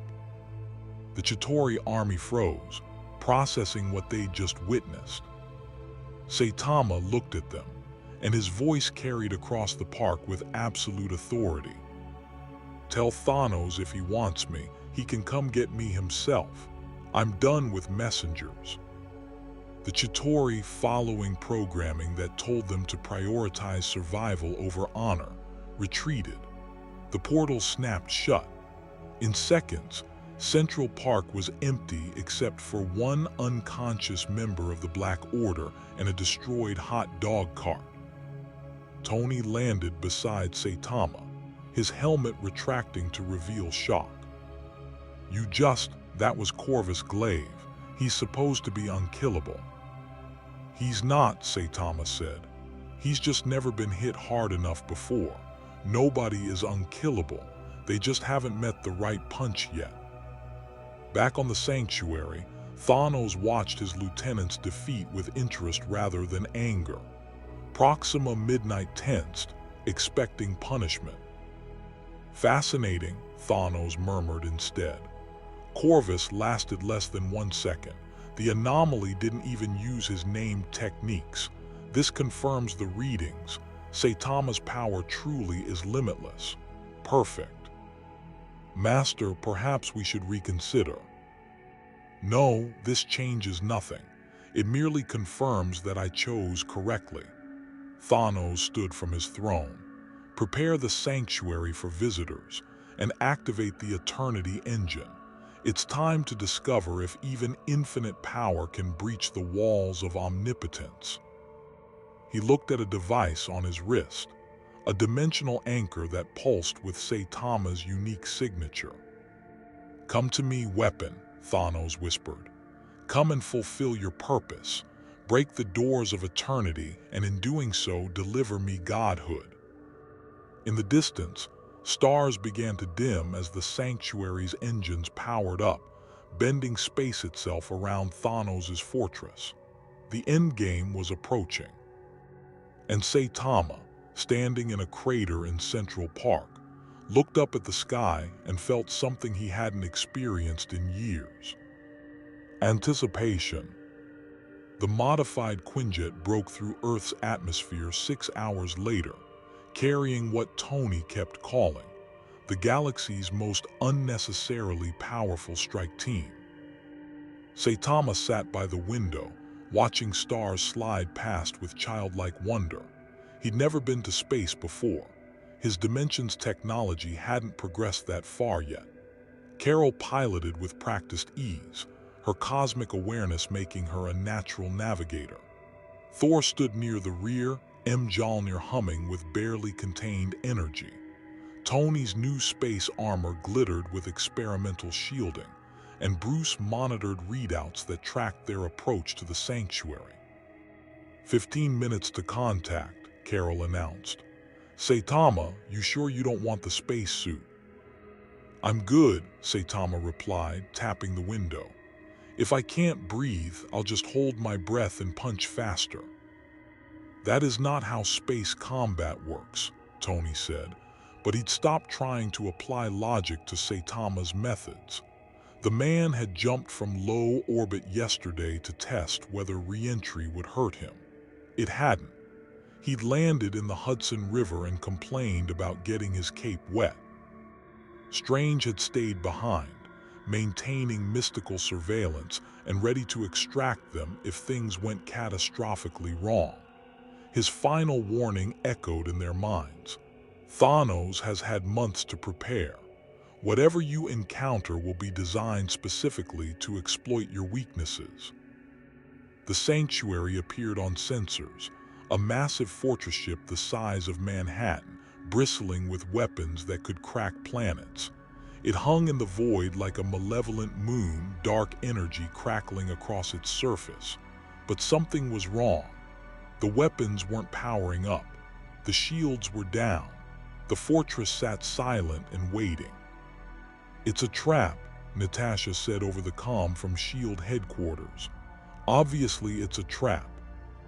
"Of course it's a trap," Tony agreed. "The question is whether we're walking into it anyway." "Yes," Saitama said simply. "Thanos wanted me here. I'm going to ask him why and then probably punch him depending on his answer." Thor gripped Mjolnir tighter. "I have fought Thanos twice, lost both times. The Mad Titan is strong as the Hulk, cunning as Loki, and absolutely without mercy or hesitation. Do not underestimate him." "I won't," Saitama promised. "But everyone keeps telling me how strong these villains are, and they keep disappointing me. Maybe Thanos will be different. I hope so." The Quinjet docked with the Sanctuary's main hangar, which opened for them without resistance. The doors sealed behind them with ominous finality. "Breathable atmosphere," Bruce reported, checking his instruments. "Gravity at Earth normal, temperature comfortable. He's definitely expecting us." They disembarked into a hangar that could have held 1,000 ships. It was empty except for one figure standing in the center under a spotlight that seemed to exist purely for dramatic effect. Proxima Midnight smiled, her blade resting on her shoulder. "Welcome, Avengers. Welcome, Saitama." Her voice carried easily in the cavernous space. "The Master awaits in the throne room. I'm to escort you personally. He insists on proper hospitality for such honored guests." "Where's Corvvis?" Carol demanded, her hands glowing with power. "Recovering. Your bald friend hits quite hard." Proxima's smile didn't waver. "The Master was most impressed. Corvvis will live, though his pride may never recover. Come, we shouldn't keep Thanos waiting." She turned and walked deeper into the sanctuary, clearly expecting them to follow. "This is the most obvious trap in the history of obvious traps," Tony muttered. "Agreed," Thor said. "We should spring it immediately." They followed. The sanctuary's corridors were vast and oppressive, decorated with trophies from 1,000 conquered worlds, skulls of species that no longer existed, weapons that had failed to save their wielders, banners from empires reduced to dust. The message was clear: resistance is futile.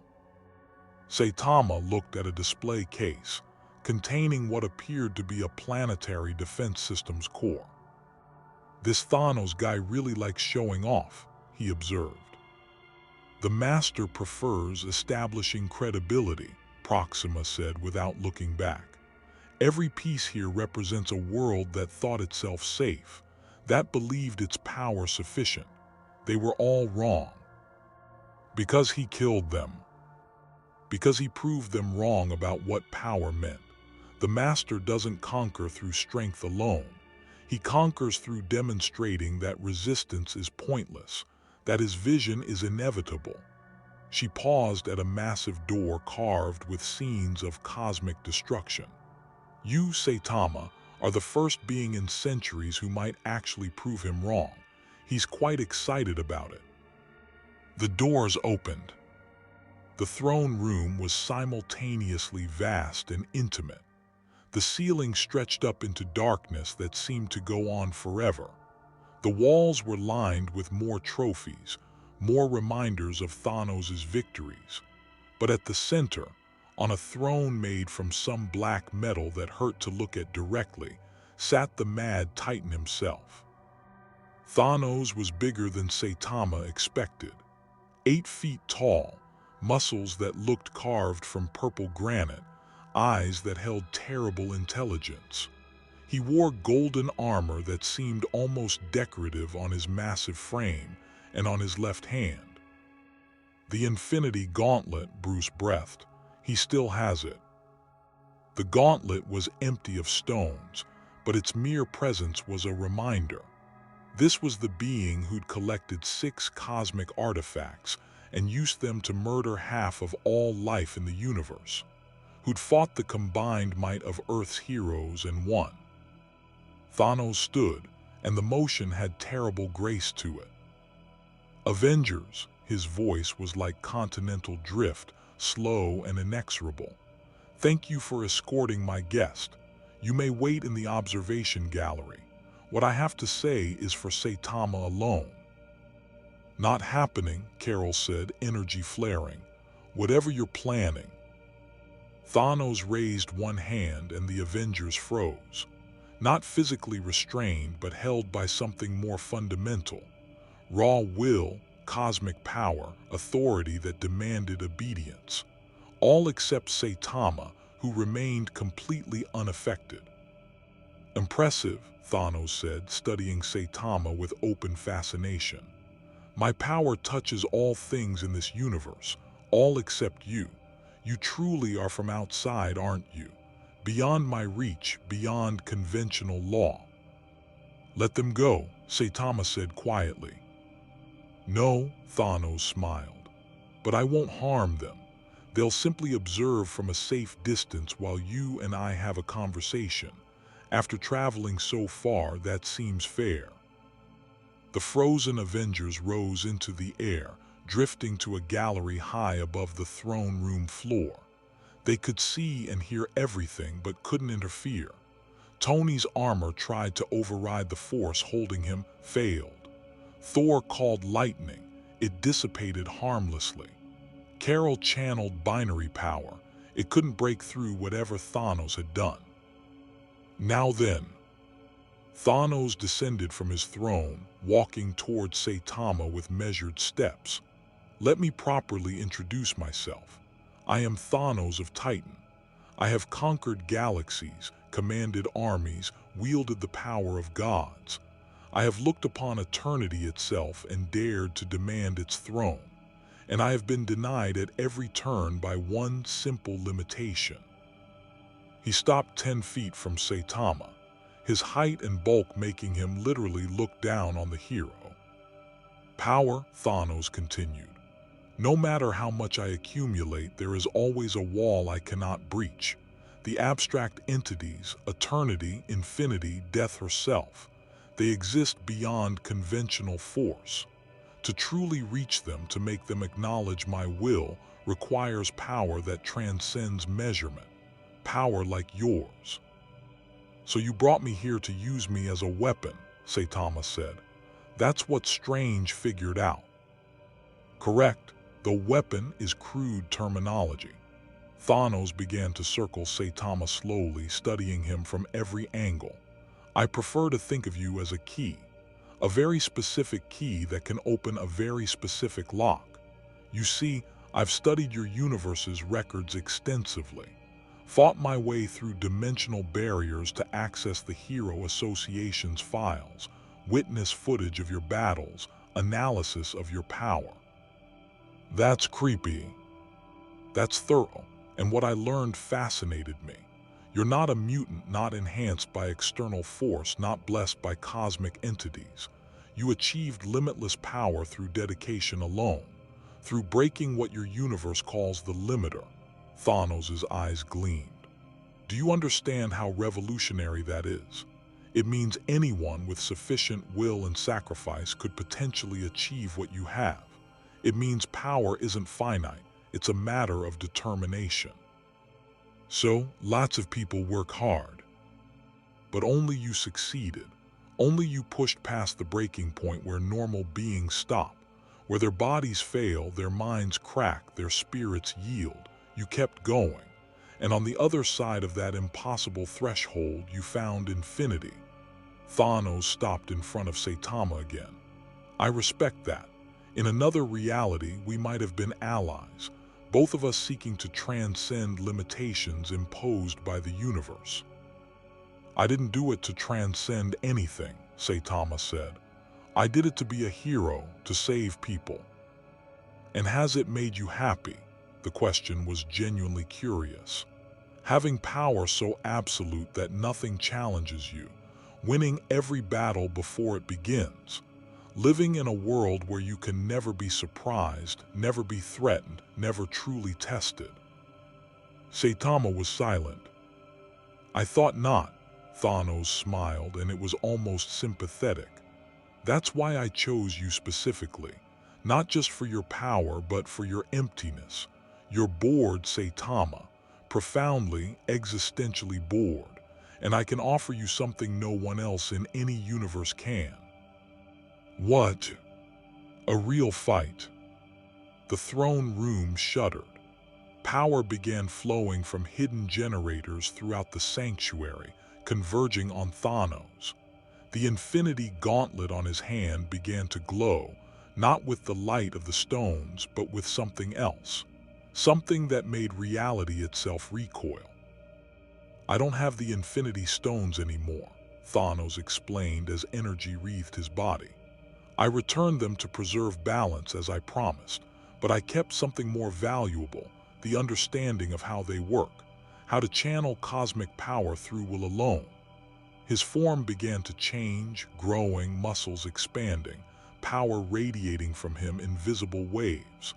I've spent years preparing this transformation, pushing my body to its absolute limits. And now, with you as my opponent, I can finally test whether my will can match your limitless strength.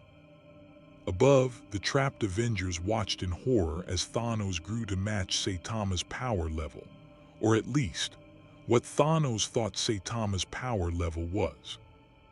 He's insane, Tony said, his voice barely a whisper. He's trying to achieve through force of will what Saitama did through training. That's impossible.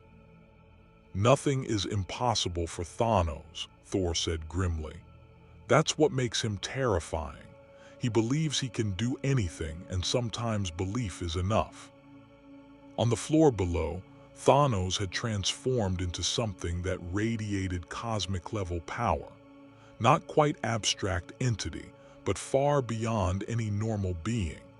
He flexed his hands, and stars visible through the throne room's viewports flickered. This, Thanos said, his voice resonating with power that made atoms vibrate in sympathy, is the culmination of my research. The Mad Titan Ascendant, power sufficient to challenge even you. So tell me, Saitama, do you want to see who's stronger? Saitama looked at Thanos, really looked at him. Saw the desperation beneath the power, the need to prove himself, the terrible, lonely determination that had driven the Mad Titan to this moment. It was familiar, too familiar. You're just like me, Saitama said quietly. You achieved your goal, killed half the universe, proved your point, succeeded at everything you set out to do. And it didn't fill the emptiness, did it? So now you're chasing bigger and bigger fights, trying to feel something. Thanos' smile faded. Perhaps, does that change your answer? No, Saitama shifted into a combat stance for the first time since arriving. I want to see how strong you are. I want to know if you can actually challenge me. And if you can't, he paused, then at least I'll have tried. Good, Thanos' power surged higher. Then let us discover our limits together, or die trying. Thanos struck first. His fist, wreathed in cosmic energy, moved faster than light. The punch contained enough force to shatter planets, backed by will that had conquered galaxies. It caught Saitama in the chest. Saitama slid backward 3 feet. The throne room went silent, except for the sound of Saitama's boots scraping on the metal floor. Huh, Saitama said, looking down at his chest. That actually pushed me. Like I actually moved, that's new. Thanos stared at his fist, then at Saitama. You're not even hurt. No, but I felt it. That's more than most people can say. Saitama's eyes lit up with something the Avengers recognized: hope. Hit me again, harder this time. Thanos obliged. What followed wasn't a battle. It was a conversation conducted in violence. Thanos unleashed his full arsenal: cosmic energy beams that could vaporize moons, gravity manipulation that could create black holes, matter reconstruction that could unmake targets at the atomic level. Each attack was calculated, precise, designed to exploit any possible weakness. Saitama tanked them all, occasionally moving out of the way when something looked particularly interesting, but mostly just standing there and taking it. And with each attack that failed to harm him, Saitama's expression grew more disappointed. Is that it? Saitama asked after Thanos had exhausted his third wave of cosmic assaults. I thought you said this would be a real fight. I'm just beginning, Thanos snarled, but there was desperation creeping into his voice. He'd thrown planet-breaking force at this bald man and achieved nothing. You haven't seen what I can truly do. Then show me. Saitama stepped forward. Because right now, you're just another villain who talked big and couldn't back it up, like all the others. Thanos roared and activated the Sanctuary's ultimate weapon.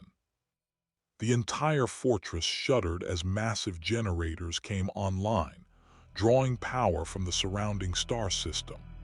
Energy weapons the size of buildings rotated toward the throne room, targeting Saitama from 1,000 angles simultaneously. In the observation gallery, the Avengers felt the buildup and knew with sick certainty that this would vaporize continents.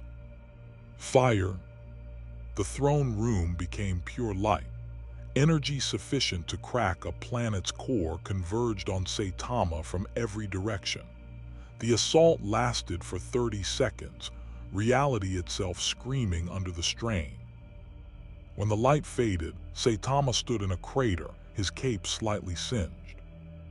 Okay, he said, patting out a small ember on his costume. That was actually kind of warm. Good job. Something in Thanos broke. Not his body, not his power, but something deeper. The mad Titan had thrown everything: his personal power, his fortress's weapons, his absolute will, at this anomaly and achieved nothing. Not even a bruise. Not even acknowledgement that it had been difficult. How? Thanos demanded, his voice cracking. How can you be this strong? I've trained for centuries, conquered thousands of worlds, studied every form of power in existence. I transformed myself into a cosmic force, and you just stand there, unharmed, unconcerned, unchanged. I told you, Saitama said, and there was sadness in his voice. I broke my limiter. There's nothing on the other side except more emptiness. You can't reach me, Thanos. Nobody can. That's my curse. No. Thanos' power flared again, desperation fueling one final gambit. I refuse to accept that. If I cannot match you through power, then I'll use you as intended. You want a real fight? I'll give you one. He pulled a device from his armor, a dimensional anchor pulsing with dark energy. This connects to eternity's threshold. I can't breach it myself, but your punch could. Strike this with your full power, Saitama. Prove you can break the ultimate barrier. Give yourself the fight you've been craving.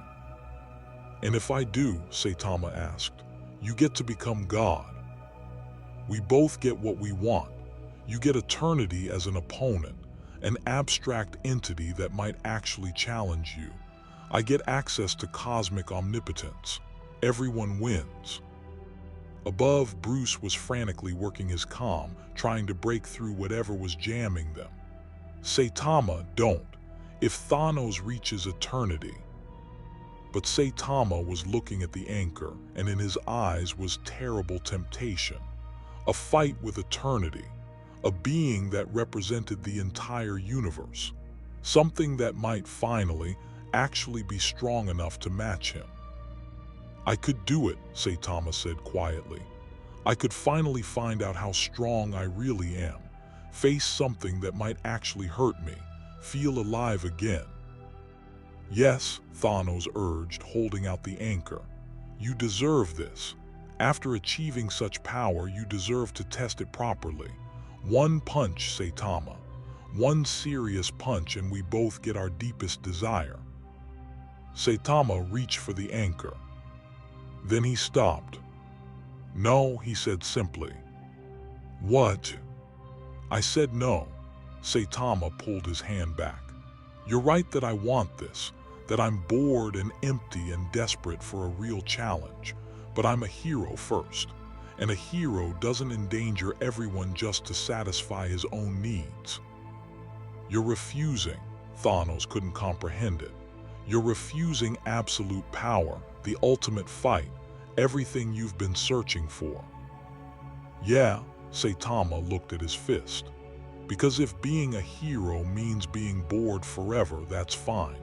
At least people are safe. At least I'm doing good. My satisfaction doesn't matter compared to that. The words hit Thanos harder than any punch could have. Here was someone with limitless power who willingly chose to remain empty rather than risk others, who put heroism above personal fulfillment. It was alien to everything Thanos believed. You're a fool, Thanos said, but there was wonder in his voice. A complete, absolute fool. Probably, Saitama agreed. But I'm a hero, and heroes don't make deals with villains. He flicked the dimensional anchor. The device shattered into a million pieces, its energy dispersing harmlessly. Years of work, months of preparation, the culmination of Thanos' grandest scheme, destroyed by a casual flick of Saitama's finger. Thanos stood there, his cosmic power fading, returning to his normal form. The mad titan who'd conquered galaxies and challenged gods looked suddenly small and tired. Then what now? He asked. You foiled my plan. Do you kill me, imprison me, force me to face justice for my crimes? I should, Saitama said, but honestly you remind me too much of myself, powerful, lonely, looking for meaning in bigger and bigger fights. He turned toward the observation gallery where the Avengers were finally breaking free of Thanos' hold. They'll want to take you in, put you on trial, and I'll let them because that's justice. But I want you to know something first. What? Being the strongest isn't worth it. Having power nobody can match doesn't fill the emptiness, it creates it. If I could go back and choose differently, choose to stay weak but challenged, I would. Saitama looked at Thanos directly. So don't chase what I have. It's not a prize, it's a punishment. Thanos absorbed this, something shifting in his ancient eyes. The Saitama from the reports was supposed to be simple, direct, not philosophical. I'm not philosophical. I'm just really bored and trying to warn you not to make the same mistakes. Saitama started walking toward the exit as the Avengers descended. Also, for what it's worth, you were stronger than most villains I've fought. Top 5 maybe. That counts for something. Top 5, Thanos repeated, and despite everything, he almost smiled. Coming from you, I'll take that as high praise. The Avengers secured Thanos without much resistance. The Mad Titan had spent all his power in the transformation, and without it, he was just incredibly strong and durable, manageable for the team working together. As they led him to their ship, Carol paused beside Saitama. You okay? She asked. That was a lot. I almost did it, Saitama admitted quietly. I almost punched through to eternity, just to see if I could, just to finally have a real fight. But you didn't. No, I didn't. He looked at his reflection in the sanctuary's polished floor. I wonder if that makes me strong or weak. It makes you a hero, Carol said firmly. Power is easy. Choosing not to use it when you desperately want to, that's the hard part. That's what separates heroes from villains. Thor approached Mjolnir at his side. Saitama, I witnessed you refuse what Thanos offered. I have seen warriors sacrifice their lives for lesser victories. You sacrificed your desire for a worthy battle to protect the universe. That is, I have no words for such nobility. It's not noble, Saitama protested. It's just what heroes do, right? Right, Tony confirmed, landing nearby in his space armor. And speaking of what heroes do, we should probably get out of here before some other cosmic entity decides to test you. I've had enough universe-threatening events for 1 week. As they boarded the Quinjet, Bruce pulled Saitama aside. The offer Thanos made, Bruce said quietly. I understand the temptation. The Hulk is similar, unlimited power, no real challenge. Sometimes I wonder what it would be like to let go completely, fight something that could actually hurt me. But you don't. No, because the people I'd hurt in the process matter more than my satisfaction. Bruce met Saitama's eyes. We're cursed with power that isolates us, but we're blessed with the will to contain it. Never forget which matters more. The flight back to Earth was quiet. Thanos sat in restraints designed by Tony specifically for cosmic-level threats, his expression distant. The mad titan who terrorized the universe looked strangely at peace. Saitama, he said eventually, thank you. For what? Stopping your evil plan. For showing me what true strength looks like. I spent centuries pursuing power, believing it would fill the emptiness left by Titan's destruction. But you have infinite power and the same emptiness. The problem was never insufficient strength, it was misplaced purpose. So what will you do now, assuming they don't execute you? Face justice, accept punishment, and perhaps in time find meaning beyond conquest. Thanos smiled slightly. After all, if someone as powerful as you can choose heroism over satisfaction, perhaps there's hope even for the mad titan. Earth appeared in the viewport, blue and beautiful and fragile. There's hope for everyone, Saitama said. You just have to choose it, even when it's boring. When they landed at S.H.I.E.L.D. headquarters, the reception was massive. Fury waited with a full security detail, backed by additional Avengers and heavily armed guards. They took custody of Thanos immediately, leading him to a specially prepared cell that Strange had reinforced with mystical wards. As the mad titan was led away, he looked back at Saitama one final time.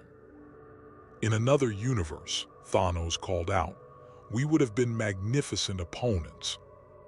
In another universe, Saitama replied, maybe you would have been a hero. Fury approached Saitama as the prisoner was secured. Well done. The universe owes you a debt, again. I just did what anyone would do. No, you did what a hero would do. There's a difference. Fury's expression softened slightly. For what it's worth, I'm glad you're on our side. Later, in Stark Tower's common area, the Avengers gathered for what Tony called a decompression session, and what everyone else recognized as, let's process the trauma with alcohol. Peter had joined them, having snuck in through the vents when nobody was watching. He sat beside Saitama, both of them drinking soda while the others nursed stronger beverages. So, Peter said carefully, you really wanted to punch eternity, huh? So bad, Saitama admitted. It was right there, the ultimate challenge, the one fight that might actually be difficult, and I said no. Because you're a hero. Because I'm supposed to be a hero. Sometimes I wonder if I'm just afraid that even eternity wouldn't be enough, that I'd punch through to omnipotence itself and still be bored. Peter thought about this. You know what I think? I think you're not bored because you're too strong. You're bored because you're looking for the wrong thing. What do you mean? You want a fight that challenges you physically. But what if the real challenge is what you just did? Choosing heroism when it costs you something you desperately want. That's way harder than any punching contest. Saitama blinked. I never thought of it like that. That's because you're kind of dumb about emotions, Peter said affectionately. Strong as hell, but emotionally, you're like a brick. Thanks. You're welcome. Across the room, Strange materialized through a portal, his expression grave. We have a problem, the Sorcerer Supreme announced. A significant one. Of course we do, Tony sighed. Can't even have one drink before the next crisis. What is it this time? The dimensional anchor Saitama destroyed. It was anchored to his unique signature. When he shattered it, he sent out a pulse across the multiverse. A pulse that essentially announced to every dimension-capable being in existence that there's an anomaly here. Someone who can break limiters, transcend conventional power scaling, potentially reshape reality through will alone. And, Carol asked, though she already knew. And now every cosmic entity, dimensional traveler, and multiversal threat with the capability to detect such things knows Saitama is here, including some who make Thanos look restrained and reasonable. The room went silent. So we're about to get visitors, Steve said. Powerful ones. Exactly. I've already detected probes from the Beyonder, Dormammu's dimension, and something that registers as cosmic hunger, that I pray isn't what I think it is. Saitama stood up. Let them come. I'll do what I always do, punch them if they're bad, talk to them if they're good, and hope that maybe one of them will actually be interesting. That's it, Fury demanded over the comm. That's your plan. Hope one of the multiversal threats trying to acquire you is interesting. Do you have a better one? Yes. We lock you in the most secure facility S.H.I.E.L.D. has, surround you with every hero available, and prepare for siege warfare. That sounds boring, Saitama stretched. Besides, I didn't come to this universe to hide. I came here by accident, but I might as well make the most of it. Help people, fight villains, try to find meaning in heroism even when it's not challenging. Strange studied Saitama with his mystical senses, seeing something the others couldn't. You've changed since arriving. You're still bored, still powerful, but there's something else now. Purpose, maybe, or at least the search for it. This universe is different from mine, Saitama admitted. More complicated. Heroes here face consequences, make hard choices, deal with moral complexity. Back home, everything was simpler. Monsters bad, heroes good, punch the problem. Here I have to think. It's exhausting, but also kind of refreshing. Then stay, Tony said suddenly. Not forever necessarily, but until we can safely send you home. Work with the Avengers. Learn from us, teach us. Be the hero you want to be in a universe that might actually appreciate it. And when the multiversal threats come, we face them together. That's what the Avengers do. Saitama looked around at the assembled heroes, humans and gods, scientists and sorcerers, broken people who'd chosen to be better. In his own universe, he'd been alone at the peak of power. Here, he was surrounded by people who understood sacrifice, who chose heroism despite the cost.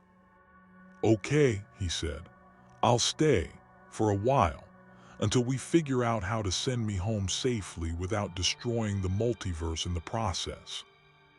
"Good," Steve said, extending his hand.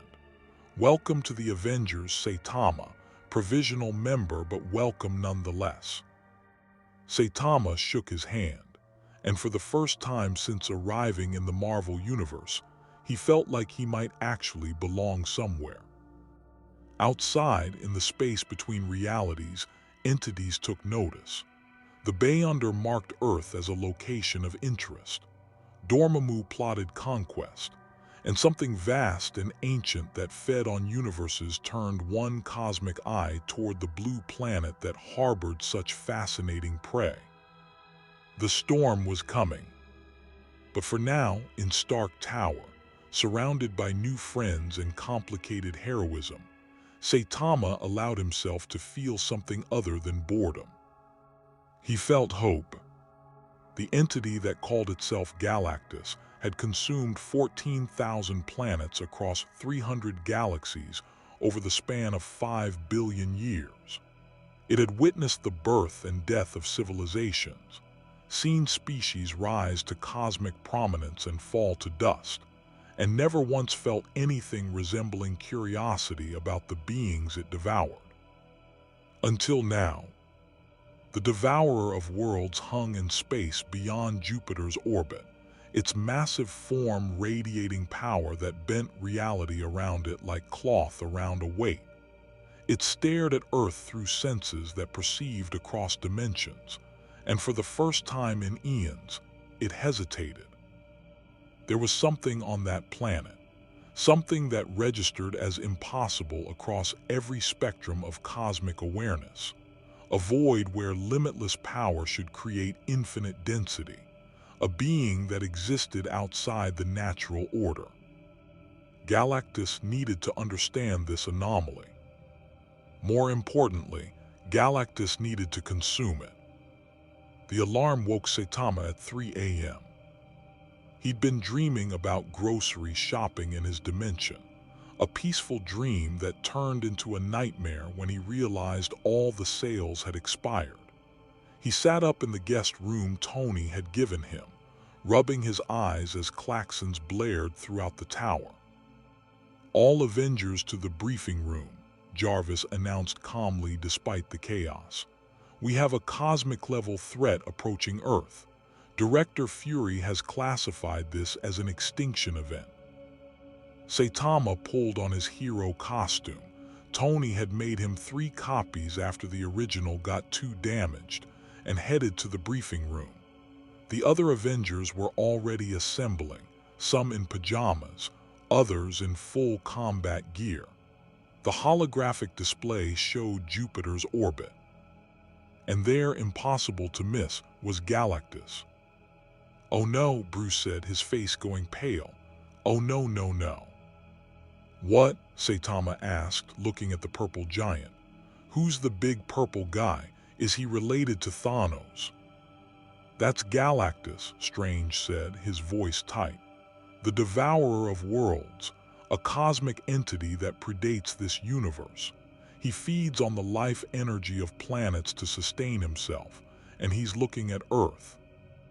"Can't you just tell him to go away?" Saitama suggested. "Seems rude to eat someone's planet." "Galactus doesn't negotiate," Carol said, already powering up. "I've encountered him before. He sees planets as food, their inhabitants as bacteria. You can't reason with him any more than you can reason with hunger itself." "Then we fight him." "We can try." Thor's expression was grim. "But understand, Saitama, Galactus is not like Thanos. He's not a being seeking power or glory. He's a fundamental force of nature, as necessary to the universe as entropy or gravity. Defeating him may not even be possible." Tony pulled up historical records. The Fantastic Four turned him away once by threatening him with the ultimate nullifier, a weapon that can destroy anything, including the wielder. We don't have that. What we have is the world's most powerful strike team and increasingly slim odds. So the plan is, Steve asked, we evacuate as many people as possible while our heavy hitters try to convince Galactus that Earth isn't worth the calories, Tony said. Carol, Thor, and Saitama engage directly. Strange provides mystical support.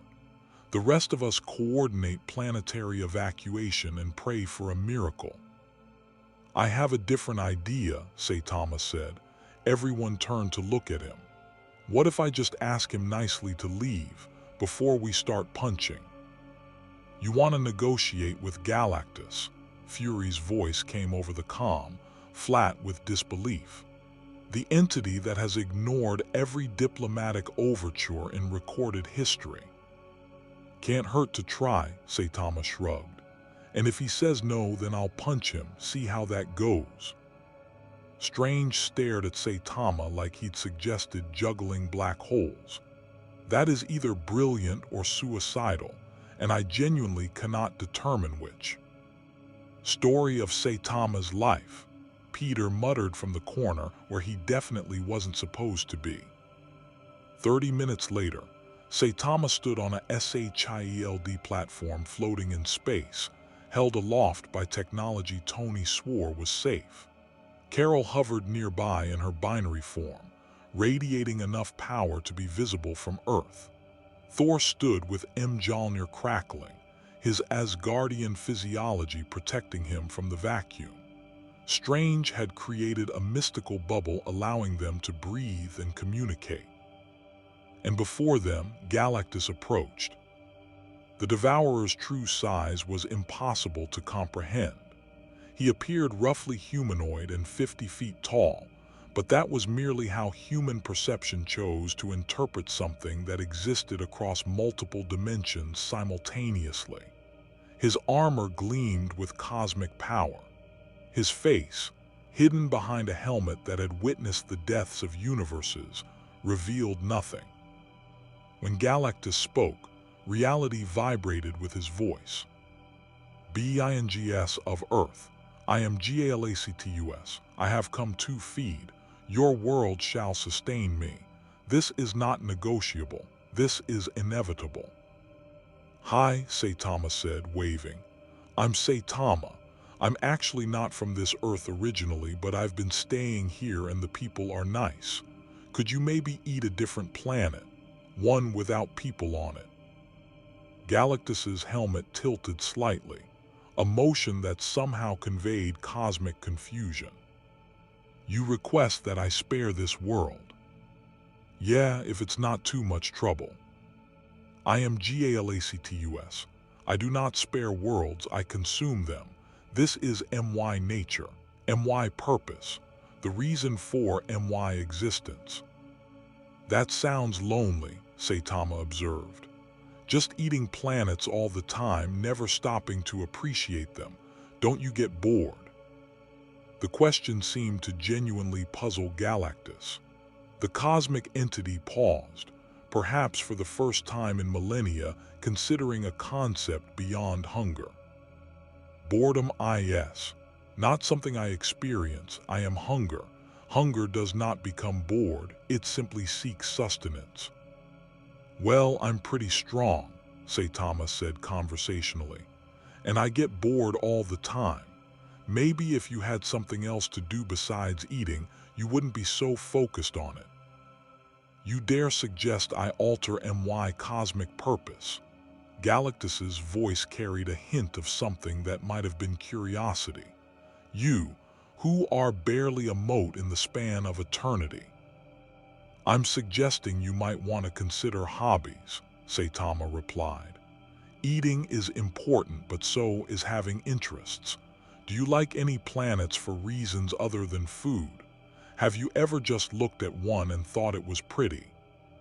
Carol leaned toward Thor, whispering, is he really giving Galactus lifestyle advice? It appears so, Thor whispered back, and somehow Galactus is listening. Galactus descended to Saitama's level, or rather, reality adjusted so they appeared on the same scale. The devourer studied this strange, bald creature who spoke to him not with fear or desperation, but with casual concern. "You are the anomaly," Galactus said, "the being from beyond this universe. I sense in you power that defiesmy cosmic awareness.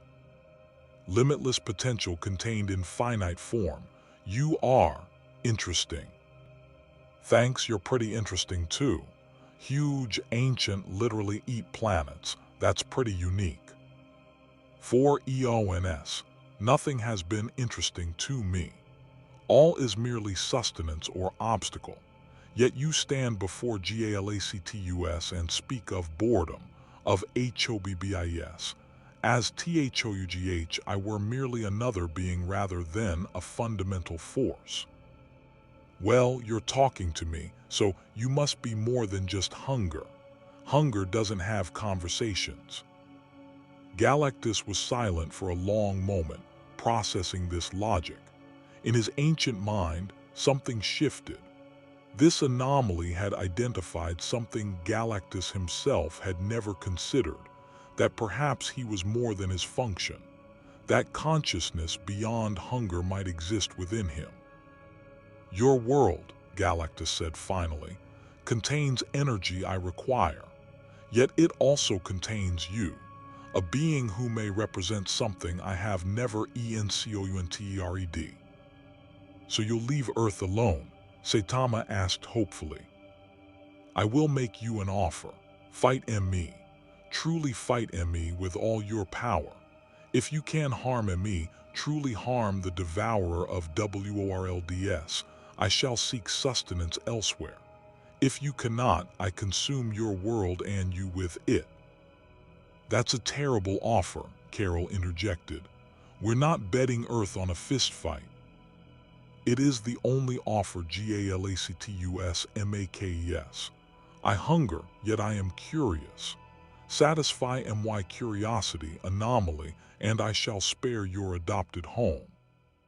Saitama looked back at Earth, that small blue marble containing billions of lives. He thought about Peter, always cheerful despite his problems. Tony, trying to be better than his past. Strange, protecting reality from threats nobody else could see. All the complicated, messy, beautiful people he'd met in this dimension. Then he thought about what Thanos had said, that Saitama had never truly pushed himself, never discovered his actual limits. Galactus was a cosmic force older than galaxies, if anything could provide a real challenge. No, that kind of thinking was what led to mistakes. This wasn't about his satisfaction.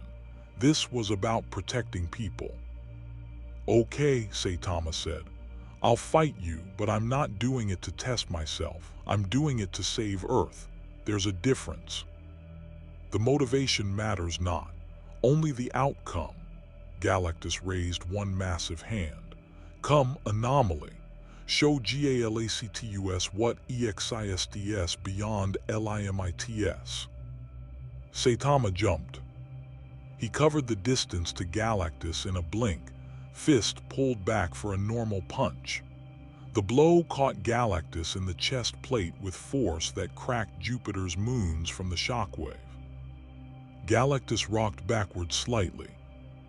For the first time in 5 billion years, the devourer of worlds felt impact. "Extraordinary," Galactus said, and there was wonder in his voice. Again. What followed was unlike any battle the Avengers had ever witnessed. Saitama fought with increasing intensity, his punches graduating from normal to consecutive, normal to serious. Each blow carried force that bent space-time, creating ripples visible across Earth's telescopes. Galactus responded with the power cosmic energy beams that could unmake matter, gravity wells that could crush stars, cosmic winds that scoured entire solar systems. And Saitama just kept punching. "He's actually doing it," Bruce said from the monitoring station back on Earth, watching readings that shouldn't be possible. "He's hurting Galactus. Not much, but enough that Galactus is taking him seriously. "Look at Galactus's stance," Steve observed. "He's not trying to end the fight quickly. He's studying Saitama, learning from him." On the battlefield, Galactus caught one of Saitama's punches in his palm, an act that created a shockwave visible from Mars. "You fight without technique," Galactus observed. "No cosmic power fuels your blows. No infinity STONES empower your strikes. Merely WILL and physical force pushed beyond all reasonable limits." "I told you," Saitama said, pulling his fist back and launching another combination. "I just worked out a lot, broke through my limits, nothing special about it." "Everything is special about it."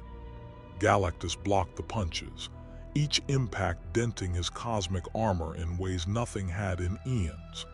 "You have achieved through determination what cosmic entities achieve through nature.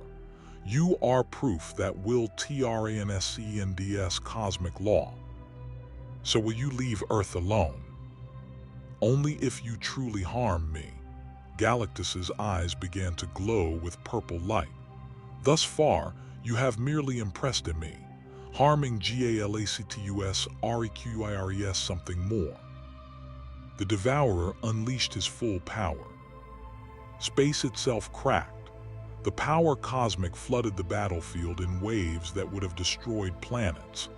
Galactus grew, his form expanding to truly cosmic proportions, becoming the size of Earth's moon. His attacks came from all directions simultaneously, bending the laws of physics into weapons. And Saitama, tiny by comparison, met each attack head-on. Consecutive serious punches. Saitama's fists became a blur of devastating impacts. Each punch carried enough force to shatter continents. They hammered into Galactus from every angle, a storm of absolute destruction focused on one target. The cosmic entity's armor cracked. Purple energy leaked from fissures in his cosmic form. For the first time in recorded history, Galactus bled. "Impossible," Galactus said, but there was no anger in his voice, only fascination. "The anomaly has breached my cosmic shell. No mortal has achieved this. No being bound by universal law should be capable of." Saitama hit him with a serious punch. The impact was like two universes colliding. Galactus was thrown backward, tumbling through space for thousands of miles before catching himself. His helmet cracked, revealing for a brief moment the cosmic being beneath, something vast and terrible and beautiful. When Galactus stabilized, he was smaller, not defeated but diminished, wounded in ways he hadn't been since the birth of reality. "You have proven your point, anomaly," Galactus said, and there was respect in his voice. "You can harm Galactus. Therefore, ASPROMISED, I shall seek sustenance elsewhere." "Really?" Saitama lowered his fist, surprised. "You're actually leaving?" "Galactus honors his bargains. Moreover," the cosmic entity paused, "you have given me something to consider. Boredom, purpose beyond hunger, the possibility that even a fundamental force might choose to be more than its function. So you'll try having hobbies?" "Perhaps." Galactus began to turn away, then stopped. "Anomaly, Saitama, know that you have Galactus recognition. Few beings in all realities can claim such distinction. Should you ever require the aid of the Devourer of WORLDS, you need only call my name across the cosmos. Thanks, and hey, if you need someone to talk to about being powerful and lonely, I'm around." Galactus actually laughed, a sound like galaxies colliding, terrible and beautiful. "You are unique, Saitama. Cherish that even if it isolates you. Uniqueness is precious in a universe of patterns. The devourer of worlds departed, his massive form shrinking into the distance until it vanished among the stars. Earth was safe. Back on the observation platform, Carol stared in disbelief. He just negotiated with Galactus and then beat him in a fight and somehow made friends with him in the process. "That's Saitama," Thor said, something like pride in his voice. "He treats cosmic entities the way normal people treat neighbors. It's either profound wisdom or complete obliviousness." "Why not both?" Strange suggested, already beginning the calculations to return them to Earth. When they landed at the Avengers compound, the celebration was immediate and overwhelming. Saitama had saved Earth from Galactus, something even the Fantastic Four had only managed through threat of mutual destruction. People cheered, cameras flashed, reporters shouted questions. Saitama looked uncomfortable with all the attention. "I just talked to him," he protested as Tony tried to get him to pose for photos, and then punched him a bit. "It's not that big a deal." "You wounded Galactus," Fury said, his one eye wide. "Do you understand what that means? Galactus has been a cosmic constant for billions of years, and you made him bleed. You didn't save just Earth, you proved something everyone thought was impossible. That anything can be hurt if you punch it hard enough," Saitama asked. "That limits are arbitrary," Strange corrected. "That even fundamental forces can be challenged. You've changed what people believe is possible, Saitama. That's more significant than any single victory." The celebration continued into the night. Peter swung by with pizza, figured you'd be hungry after punching a cosmic entity. Tony broke out champagne. Thor told increasingly embellished stories about the fight to anyone who'd listen. But Saitama slipped away to the compound's roof, looking up at the stars. Strange found him there an hour later, sitting cross-legged and pensive. "Not enjoying your moment of glory?"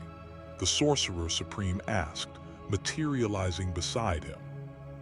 "It feels weird," Saitama admitted.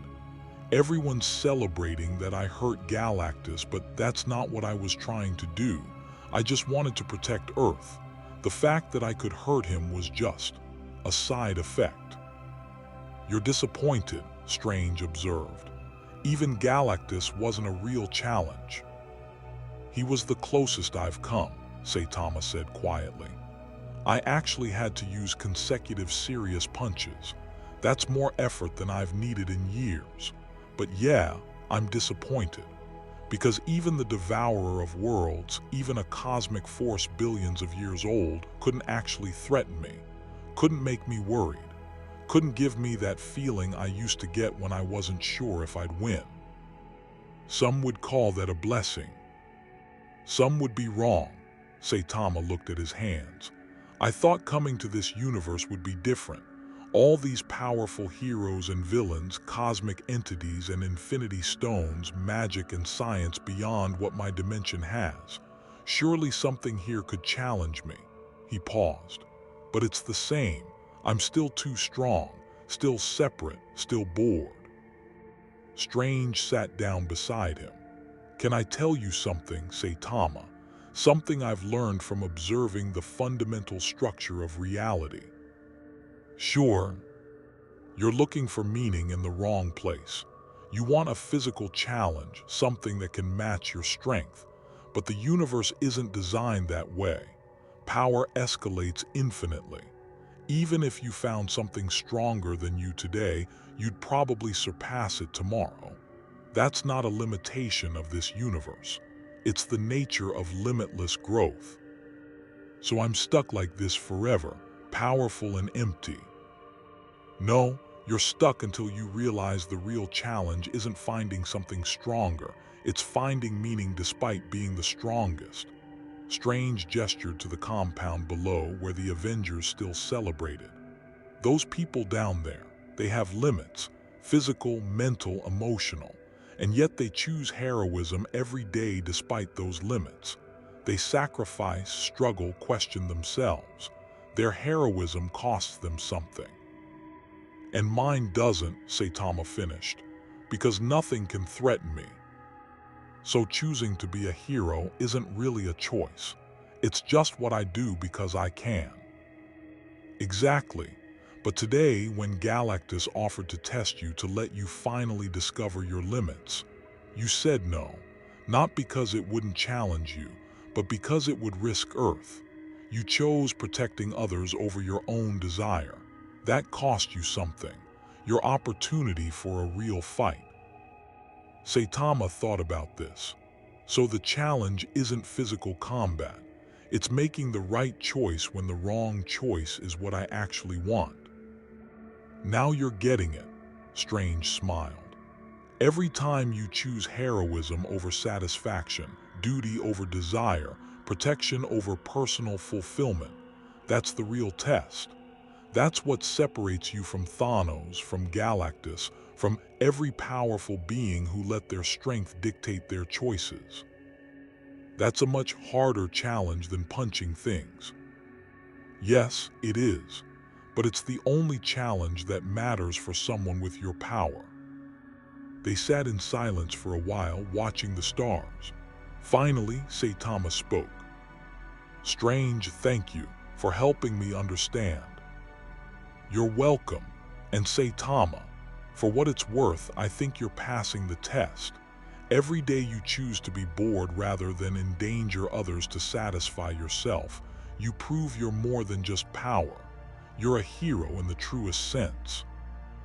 Below, an alarm began blaring. Jarvis's voice echoed across the compound.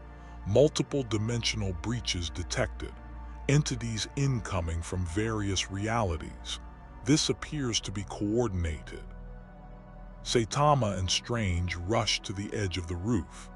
Below, portals were opening in the compound's training field, 6 of them, swirling with different colored energies. From the first portal stepped a being of pure white energy, humanoid but clearly not human. From the second came something that looked like living shadow. The third disgorged a creature of crystalline geometry. The fourth, fifth, and sixth produced beings equally alien, equally powerful. And at the center, a seventh portal opened. From it stepped a figure that made even Strange take an involuntary step back. The being appeared human, a handsome man in a white suit, smiling pleasantly.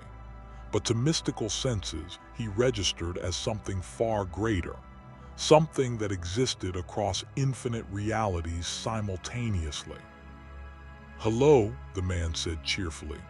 "I'm the Beyonder and I've brought some friends. We've all been watching you, Saitama. Your performance against Thanos, against Galactus, it's been most entertaining. And now we'd like to make you an offer." The other entities nodded in unison. "What kind of offer?" Saitama asked warily. "The kind you've been waiting for your entire existence," the Beyonder replied. "A real challenge.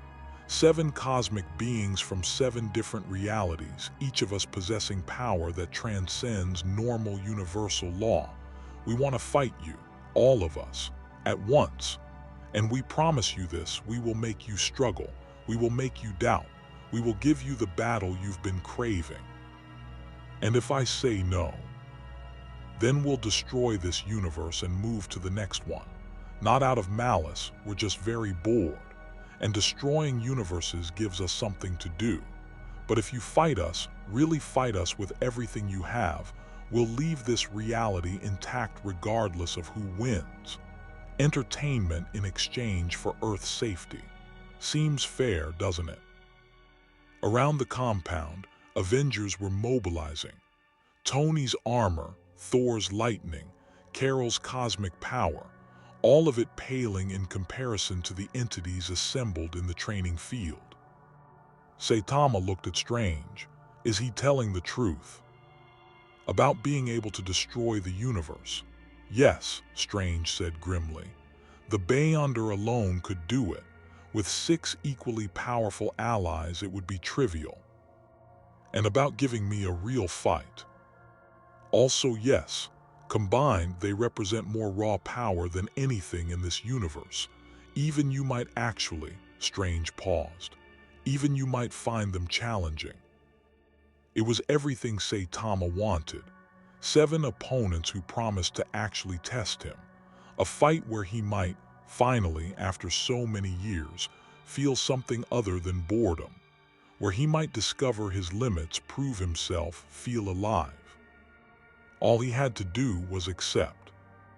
He looked at the Beyonder's smile, at the assembled entities, at the promise of everything he'd been searching for. Then he looked down at his friends, at Peter trying to web up entities made of pure energy, at Tony, his armor's weapons charging despite knowing they'd be useless, at Thor, standing ready to die defending his adopted home, at all the heroes who'd welcomed him, helped him, treated him like a person rather than a weapon. Saitama took a deep breath. No, he said. The word fell like a hammer. No, the Beyonder's smile faltered. I don't think you understand. This is what you want, what you've always wanted. A real challenge. I can see it in you, that terrible, empty boredom. We're offering to fill it. I know, Saitama said, and I want it. I want it so bad I can barely think straight. Fighting 7 cosmic beings, finally discovering my limits, feeling alive again. He clenched his fists. But I'm not doing it. Why not? Because you're using Earth as leverage. You're threatening people I care about to make me fight. That makes you villains, no matter how bored you are. And I don't give villains what they want. The Beyonder's expression darkened. You'd refuse the fight of your existence for the sake of mortal creatures who'll die in a cosmic eye blink anyway. Yes. Even knowing we'll destroy this universe if you don't entertain us. Even knowing that. Saitama stepped forward, his demeanor shifting from friendly to dangerous. But here's the thing, you said you'd leave if I fought you. You didn't say you'd leave if you won, which means you're not sure you can beat me. You're scared. The entities stirred uncomfortably. We're not scared of. You are, Saitama interrupted. 7 of you showing up together to fight one guy, that's not confidence, that's fear. You heard about me from Thanos and Galactus. You know I can hurt fundamental forces, and you're terrified I might be able to hurt you too. The Beyonder's form flickered, reality distorting around him. You dare. I dare, and here's what's going to happen. You're going to leave. All of you, right now. And if you don't, I'll show you exactly why Galactus left when I asked him to. I'll show you what happens when I stop being nice and start being serious. You threaten us, we who exist beyond. Saitama took 1 step forward. The ground cracked, the air compressed. Reality itself seemed to recoil from his presence. And every cosmic entity present felt something they hadn't experienced in eons, genuine fear. Because Saitama wasn't bluffing.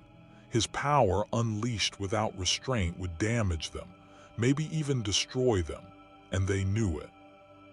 Leave, Saitama said quietly, now. The Beyonder stared at him for a long moment, cosmic calculation running behind his eyes. Then he smiled. A genuine smile this time, lacking malice. You're magnificent, he said. Absolutely magnificent. The first being to refuse me through strength of character rather than weakness. I think I understand now why Galactus spared your world. Does that mean you're leaving? It means I'm impressed, but yes, we're leaving. This universe isn't worth destroying just to soothe our boredom. There are infinite realities to explore after all. The Beyonder snapped his fingers and the other entities began fatting. But Saitama, we'll meet again. Perhaps in circumstances where we can fight as equals rather than as threats. I'd like that. Maybe, Saitama said. But next time, don't threaten my friends as an opening move. Noted, the Beyonder was the last to fade, his smile lingering like the Cheshire Cat. Until we meet again, hero who refuses his heart's desire. You're more interesting than you know. The portals closed, the entities vanished, the compound was silent. Then Tony landed beside Saitama, his faceplate retracting to reveal shock. Did you just talk down the Beyonder and 6 other cosmic entities? I think so, Saitama said. Did I do it wrong? Wrong? You just prevented an extinction event through sheer force of personality and the implication of violence. That's the most Saitama thing I've ever seen. The other Avengers gathered around, expressions ranging from awe to confusion to relief. Twice in one day, Steve said, shaking his head. Twice you've saved the universe, and you still look disappointed. I am disappointed, Saitama admitted. They offered me exactly what I wanted, a real fight, real challenge, the chance to finally discover my limits. And I said no because it was the right thing to do. I'm glad I made that choice, but it still hurts. Carol put a hand on his shoulder. That's what makes you a hero, Saitama, not your power. Your willingness to sacrifice what you want for what's right. Anyone can punch hard, but choosing to not punch when you desperately want to, that takes real strength. I'm beginning to understand that, Saitama said. It's just harder than I thought, being powerful and bored forever, always choosing duty over satisfaction. I'm not sure how long I can keep doing it. Then don't do it forever, Peter said, swinging down to join them. Do it today. Make the right choice today, and tomorrow make it again. That's all any hero can do, choose to be better one day at a time. Saitama looked at Peter, young, struggling, carrying the weight of responsibility on narrow shoulders, but still choosing heroism despite the cost. And he realized something. These people understood sacrifice in ways he never had. They gave up time, relationships, safety, peace of mind, all for the sake of protecting others. They did it without unlimited power, without the certainty that they'd survive. Their heroism cost them everything. His cost him nothing except boredom. Maybe that was the real challenge. Learning to be a hero like them, choosing it despite the cost, day after day, without the comfort of knowing nothing could hurt him. You're right, Saitama said finally. I can do one day, and then another, and another, until either I go home or I figure out how to find meaning in being powerful and bored. That's the spirit, Tony said, clapping him on the back. Now come on. After the day you've had, you deserve rest. Tomorrow we can work on getting you home. Tonight, let's just be grateful the universe is still intact.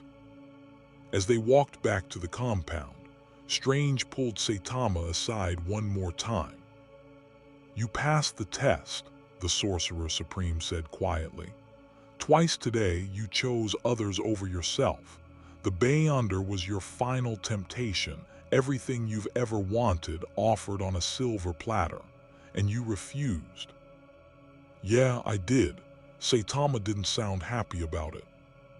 I know it hurts, but that pain, that sacrifice, that's what makes the choice meaningful. Power without cost is just indulgence. Power with sacrifice is heroism. I'm starting to understand that. Doesn't make it easier. It's not supposed to be easy. It's supposed to be right. Later that night, as Earth slept unaware of how close it had come to annihilation, Saitama stood in his room and looked at himself in the mirror. The same bald head, the same bored expression, the same limitless power that had brought him nothing but isolation. But something had changed, some small shift in perspective that made the emptiness feel less absolute. He'd chosen heroism over satisfaction, not once but twice, and while it hadn't filled the void, it had given him something else. Purpose, direction, the knowledge that even if he could never be challenged physically, he could always choose to be better morally. It wasn't the answer he'd wanted, but maybe it was the answer he needed. Tomorrow, he'd work with Tony and Strange on getting home. Tomorrow, he'd face whatever new cosmic threat decided Earth looked appetizing. Tomorrow, he'd make the choice again, duty over desire, protection over personal fulfillment. But tonight, for the first time since breaking his limiter, Saitama felt something other than boredom. He felt proud. 2 weeks after the Beyonder incident, Tony stood in his workshop surrounded by holographic displays that would have given lesser minds migraines. Dimensional mathematics, quantum entanglement patterns, mystic energy signatures, all converging into a single, fragile possibility. "I think we've got it," he announced to the assembled team. Strange floated cross-legged beside the largest hologram, his hands weaving mystical symbols that intertwined with Tony's technology. Doom had sent detailed schematics from Latveria, surprisingly without conditions, and even Reed Richards had contributed calculations from the Baxter Building. The greatest minds across multiple disciplines, working together for one purpose, sending Saitama home. The dimensional anchor Thanos used left residual traces, Strange explained. Echoes of Saitama's home universe embedded in this reality's fabric. We've managed to amplify those echoes into coordinates. In English, Peter asked from his perch on a workbench. "We know where to send him," Tony simplified. Or more accurately, when Saitama's arrival created a temporal displacement. If we don't time this perfectly, we could send him home 3 years too early or 5 years too late.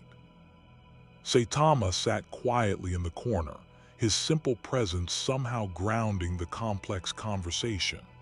He'd been different since refusing the Beyonder, quieter, more thoughtful. The Avengers had started calling it his hero phase, that moment when someone truly understood what they'd signed up for. "When can we do it?" Saitama asked. 48 hours, Strange said. "We need to wait for a cosmic alignment that only occurs once a month. The barriers between dimensions thin, making the crossing safer. Miss that window and we wait another 30 days. "Okay," Saitama stood, stretched. "That gives me 2 days to say goodbye." The finality of it hit everyone at once. They'd known this was temporary, that Saitama would eventually return home. But somehow, over the past month, he'd become part of their world. The hero who treated cosmic entities like annoying neighbors. The man who could destroy planets but chose grocery shopping instead. Their friend. "You sure you want to go back?" Carol asked quietly. "You could stay, permanent Avenger status. We could use someone with your power and judgment." "I need to go home," Saitama said. "My friends are there. Genos is probably freaking out. The Hero Association is dealing with my disappearance. And there are people in my city Z who need protection." He paused. "But I'll miss you guys, all of you. You taught me things I didn't know I needed to learn." "Like what?" Bruce asked, genuinely curious. "Like how to be a hero when heroism costs you something. How to make the right choice when the wrong choice is what you want. How to find meaning beyond just being strong." Saitama looked at each of them. "In my universe, I'm powerful and alone. Here, I was powerful and surrounded by people who understood sacrifice. That made all the difference." The next 2 days passed in a blur of activity. Peter took Saitama on a proper New York tour, which mostly involved eating pizza, stopping 3 muggings, and teaching him how to take selfies. They sat on the Brooklyn Bridge at sunset, legs dangling over the edge. "You know what's weird?" Peter said, swinging his feet. "I always thought being super strong would solve all my problems. Then I met you, and you're literally the strongest person in existence, and you've got problems I can't even comprehend." "Yeah," Saitama agreed. "Turns out power doesn't fix anything. It just changes what you worry about." "Are you scared, going back to being alone at the top?" "A little, but I understand it better now. The loneliness isn't because I'm strong, it's because I let the strength separate me. If I work at it, maybe I can connect with people even when I can't connect with them through combat." "That's very emotionally mature for a guy who bought his costume online." "I have layers," Saitama said seriously, "like an onion or a really boring cake." Peter laughed, and they sat in comfortable silence watching the sun paint the city gold. Tony gave Saitama a gift the next morning, a watch. "It's not fancy," Tony said, which was a lie given the holographic display and integrated AI. "But it's calibrated to your home dimension's time. So when you get back, you'll know exactly how long you've been gone. No weird temporal displacement confusion." "Thanks, Tony." Saitama put it on, looked at the display showing his dimension's current time and date. "Only 3 weeks passed there. I was worried it would be years."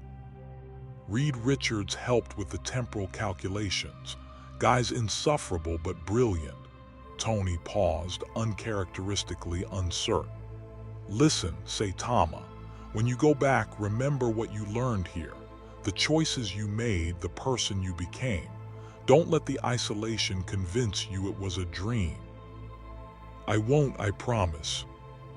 "Good, because if I ever figure out reliable interdimensional communication, I'm calling you, and you better answer." "I don't have a phone." "Then get one. God, it's like you're from the Dark Ages." Thor took Saitama to a quiet park and shared mead from Asgard. "Warriors oft seek glory in battle," Thor said, watching children play on swings. "But true glory lies in battles not fought, in restraint when rage beckons, in mercy when vengeance calls. You have learned this lesson that takes most warriors' lifetimes to understand." "I just made the choices heroes are supposed to make," Saitama said. "Exactly. Supposed to and actually do are separated by a chasm many never cross." Thor raised his flask. "To Saitama, hero of 2 worlds, may your journey home be swift and your future battles worthy." They drank, and Saitama discovered Asgardian mead was the first alcohol strong enough to actually affect him slightly. He spent the afternoon pleasantly fuzzy, learning Norse drinking songs he'd immediately forget. Bruce found Saitama in the compound's gym, staring at a punching bag he could destroy with a sneeze. "I wanted to thank you," Bruce said without preamble, "for understanding, for talking to the Hulk like he was a person, not a monster." "He is a person," Saitama replied. "Just a really angry one with good reasons for being angry." "Most people don't see it that way. They see the destruction, the rage, the danger. You saw someone who needed a sparring partner." Bruce smiled sadly. "The other guy's been calmer since your fight, like he finally got to cut loose without worrying about breaking everything. That's a gift I can't repay." "You don't have to repay it. That's what friends do. They help without keeping score. Still, if you ever need anything, and I mean anything, you call. I'll find a way to answer, even across dimensions." Carol took Saitama flying one last time. They soared above the atmosphere, looking down at Earth's curve against the stars. Carol in her binary form, Saitama just casually existing in vacuum without consequence. "I've traveled through dozens of galaxies," Carol said, "met hundreds of species, fought cosmic wars, and you're still the most powerful being I've ever encountered."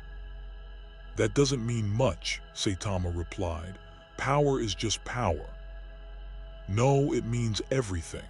Because with that power you could have taken whatever you wanted, could have ignored us, fought the Beyonder, carved out your own empire.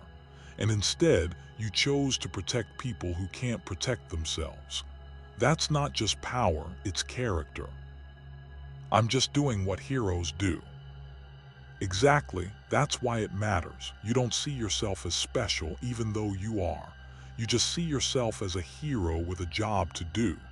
Carol looked at him seriously. "When you get home, don't let that change. Don't let the isolation convince you that you're above other people. You're not above them, you're among them. Never forget that." "I won't, you guys made sure of that." Strange pulled Saitama aside the night before the departure. They stood in the Sanctum Sanctorum's observatory, reality bending gently around them as Strange conducted final mystical preparations. "I've been watching possible futures," Strange said quietly. "The paths your choices created. And if you'd accepted the Beyonder's offer, this universe would have survived. You would have won. But the victory would have cost you the last of your humanity. You would have become what you feared most, a being defined entirely by power, with nothing else remaining." Saitama absorbed this, and by refusing, you preserve something more important than victory: purpose, connection, the ability to see yourself as part of something larger rather than separate from it. Strange's eyes glowed with mystic knowledge. "In every future where you refuse, you return home changed, better, more complete, still bored, still powerful, but no longer empty." "That sounds nice." "It is, but Saitama, understand, the choice doesn't end when you go home. You'll be tempted again. Your dimension has threats too, villains who will push you, offer you what you want. The battle for your humanity is ongoing." "I know, but now I know how to fight it. One choice at a time, one day at a time, just like Peter said." "Good," Strange extended his hand. "It's been an honor knowing you, Saitama. You're proof that absolute power doesn't have to corrupt absolutely." "Thanks for teaching me that." The day of departure arrived with New York's typical chaos: a traffic jam, a villain attack, which Saitama stopped while walking to the compound, and perfectly clear skis. The Avengers assembled in Tony's workshop, where a massive portal generator had been constructed. It looked like a metal archway wrapped in cables and mystic symbols, reality already starting to shimmer within its frame. Saitama wore his hero costume, the cheap one from his dimension that Tony had repaired and upgraded with dimensional stable fabric. His cape was clean, his boots polished. He looked like someone ready to go home. "All the calculations check out," Reed Richards said via hologram. He'd insisted on triple-checking everything. "The portal will remain stable for exactly 90 seconds. Step through, and you'll arrive in your apartment in City Z approximately 3 seconds after you left." 3 seconds, Saitama's eyes widened. "I've been gone a month and only 3 seconds passed there." "Time dilation between dimensions," Strange explained. "We could have sent you back so that no time passed at all, but that would risk temporal paradox. 3 seconds is optimal." "Genos is going to be so confused." The Avengers gathered around, not just the main team, but everyone. Fury had come from S.H.I.E.L.D. T'Challa had sent a representative from Wakanda.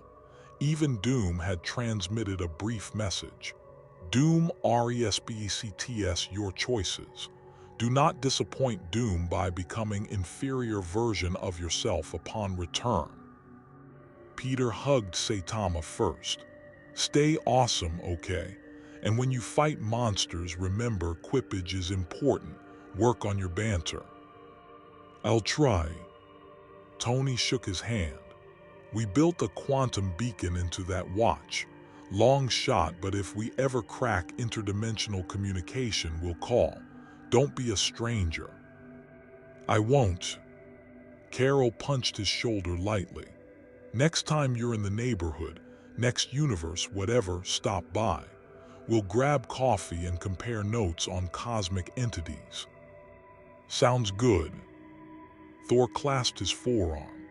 May the Norns guide your path, friend Saitama, and may you find worthy foes that make your heart sing. I hope so too. Bruce just nodded, understanding passing between them that needed no words. Strange stepped forward last. Remember what you learned here, about choice, about sacrifice, about being more than your power. Your dimension needs that wisdom. I'll remember, thank you, all of you for everything. Steve Rogers moved forward, extending his hand. Before you go, I want you to have something. He held out a small card, Avengers credentials, official and marked with Saitama's name.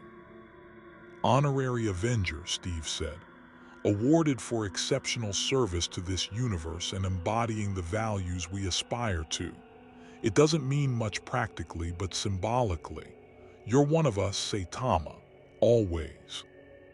Saitama took the card, looked at it, and did something the Avengers had rarely seen. He smiled, genuinely, warmly, without his usual empty boredom. This means a lot, he said quietly, more than you know. In my dimension, I'm barely recognized as a hero. Here, I'm an Avenger. That's really special, thank you. The portal activated, reality rippling as dimensions aligned. It's time, Strange announced. The window is open. Saitama walked toward the portal, then paused. He turned back one last time. If any of you ever need help, he said, and you can find a way to reach me, I'll come. I don't care about dimensions or distance. You're my friends. That matters more than physics. Same goes for you, Tony replied. You need the Avengers, we'll find a way. That's what family does. Family, Saitama repeated, tasting the word. Yeah, I like that. He stepped through the portal. Reality twisted, light bent, and for a brief moment, the Avengers saw through to another world. An apartment, simple and clean. A younger-looking man with blonde hair starting to turn toward the source of disturbance. Then the portal collapsed, and Saitama was gone. City Z, S.H.I.E.L.D's apartment, 3 seconds after departure. Saitama stumbled slightly as he materialized in his living room. The TV was still on, showing the same commercial for discount vegetables that had been playing when he fell through the rift. His tea was still warm on the table. Sensei, Genos' head whipped around, his cybernetic eyes widening. You vanished. One moment you were sitting there, the next you were gone, and now you're back and you're wearing different clothes. And are you okay? Should I run diagnostics? Call Dr. Cusino. Alert the Hero Association. I'm fine, Genos, Saitama said, sitting down and picking up his tea like nothing had happened. Just took a quick trip to another dimension. Fought some cosmic entities, saved a few universes, made some friends. The usual. The usual, Genos stared. Sensei, you were gone for 3 seconds. 3 seconds here, a month there, time's weird. Saitama looked around his apartment, the familiar walls, the simple furniture, the manga collection in the corner. It felt smaller than he remembered, but also comforting. Did I miss anything? The Hero Association called about a dragon-level threat in City A. I was about to respond when you disappeared. I should. Dragon level, Saitama perked up slightly. How strong? Reported to have destroyed an entire city block in under a minute. Multiple S-class heroes are responding. It's classified as potentially extinction level if not stopped quickly. Sounds strong. Saitama stood, cracking his neck. Let's go check it out. As they headed out, Gino studied his teacher carefully.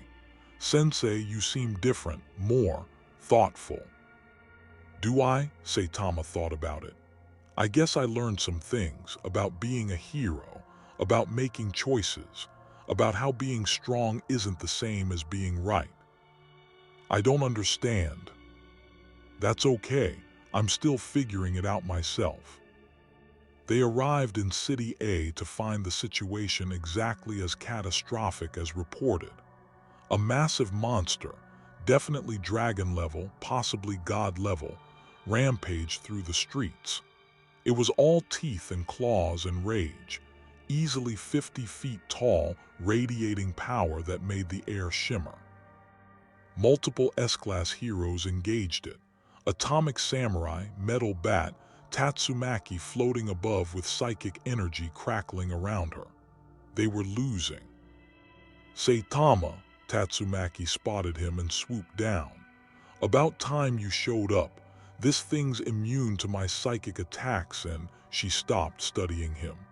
Why are you looking at me like that? Just appreciating having fellow heroes to work with, Saitama said honestly. It's nice not being alone. What, are you sick? Did you hit your head? No, I'm fine. Just had an interesting few weeks. Well, few seconds from your perspective. He looked up at the monster which had noticed him and was charging. Stand back. I'll handle this. The monster attacked with devastating force, its claws capable of splitting mountains. Saitama stood still, let it hit him and felt nothing. No impact, no challenge, no excitement. The same as always. But this time, instead of disappointment, he felt something else. Acceptance. He was strong. Nothing in his dimension could challenge him. That was just reality, but it didn't have to define him. He could choose to be a hero anyway. Normal punch. The monster exploded into particles. The threat was over in a single strike, the same way every threat in his dimension ended. The S-class heroes stared in disbelief. Atomic Samurai's jaw dropped. Metal Bat whistled low. Even Tatsumaki looked impressed, though she'd never admit it. Class B, rank 7, my ass, Metal Bat muttered. You just one-shot a god-level threat. It wasn't god level, Saitama said mildly. More like high dragon, still pretty weak though. Weak, Atomic Samurai sputtered. That thing destroyed. Yeah, I know, but compared to Galactus or the Beyonder, it's nothing. Saitama paused, realizing what he'd said. Never mind, long story. As the heroes dispersed and cleanup crews moved in, Genos pulled Saitama aside. Sensei, what happened in that other dimension? You're different, more peaceful somehow, despite the monster being weak again. Saitama looked at his fist, then at the sky, then at his young disciple. I learned that being the strongest isn't a goal, it's a condition. And I can either let that condition make me miserable, or I can find meaning despite it. I choose meaning. What kind of meaning? Protecting people, training you properly instead of just telling you to get stronger, appreciating the friends I have instead of focusing on the challenges I don't, choosing to be a hero every day, even when being a villain or just giving up would be easier. Genos processed this with the intensity he brought to everything. This is profound wisdom, Sensei. Did someone in the other dimension teach you this? A bunch of people did. Heroes who sacrifice everything to protect others, who make the hard choice even when it costs them. They reminded me what heroism actually means. Saitama started walking home. "Come on, I'm hungry. Let's get udon." "Of course, Sensei, but could you tell me more about this other dimension? The beings you fought, the heroes you met?" "Sure, but you're not going to believe most of it." 3 months later, Hero Association headquarters. The promotion ceremony was small and understated, exactly how Saitama preferred. He'd been moved from B-class to A-class after testimonies from multiple S-class heroes about the god-level threat elimination. The Hero Association still didn't fully believe his power level, but they couldn't ignore the results. "Congratulations, Saitama," the administrator said, handing him a new hero card. "A class, rank 39. Your first A-class assignment will be—" "Actually," Saitama interrupted, "I was wondering if I could request a specific type of assignment." "Oh, what kind?" "Community protection. I want to patrol City Z, respond to local threats, help people with small stuff, not just wait for dragon-level monsters." The administrator blinked. "That's unusual for an A-class hero. We typically assign you to crisis response teams for major threats." "I know, but I've been thinking about what it means to be a hero. It's not just about the big fights. It's about being there for people who need help, even with small things. That matters too." "Well, if that's what you want." "It is." As Saitama left the headquarters, Genos walked beside him, proud and confused in equal measure. "Sensei, you could have requested high-profile assignments, S-class recruitment, special privileges. Why choose community patrol?" "Because that's where actual people are. Not just monsters and disasters, but people having bad days who need help." Saitama looked at the city around them, normal people living normal lives, unaware of the cosmic threats he'd faced. "I learned in that other dimension that power means nothing without connection. I want to stay connected." "I understand, Sensei." Genos' eyes burned with determination. "I shall accompany you on these patrols. Together, we'll protect City Z's citizens from all threats, no matter how small." "That's good, but maybe dial back the intensity for little old ladies who need help crossing the street." "I shall dial back the intensity appropriately." Saitama sighed, but he was smiling. 6 months later, City Z shopping district. Saitama found the sale on eggs he'd been looking for, plus a decent discount on meat. His apartment's budget could handle a splurge tonight. As he stood in line, he noticed a kid crying nearby, separated from his mother in the crowd. Old Saitama would have noticed but not engaged. New Saitama walked over. "Hey, you lost?" he asked, kneeling down to the kid's level. "I can't find my mom," the boy wailed. "That's okay. We'll find her. What's she look like?" 5 minutes later, mother and son were reunited. The woman thanked Saitama profusely. The kid hugged his leg. Other shoppers smiled at the simple kindness. It wasn't fighting a cosmic entity. It wasn't saving the universe. It was just helping. And somehow, that felt more meaningful than any punch he'd thrown. 1 year later, Avengers compound, Marvel Universe.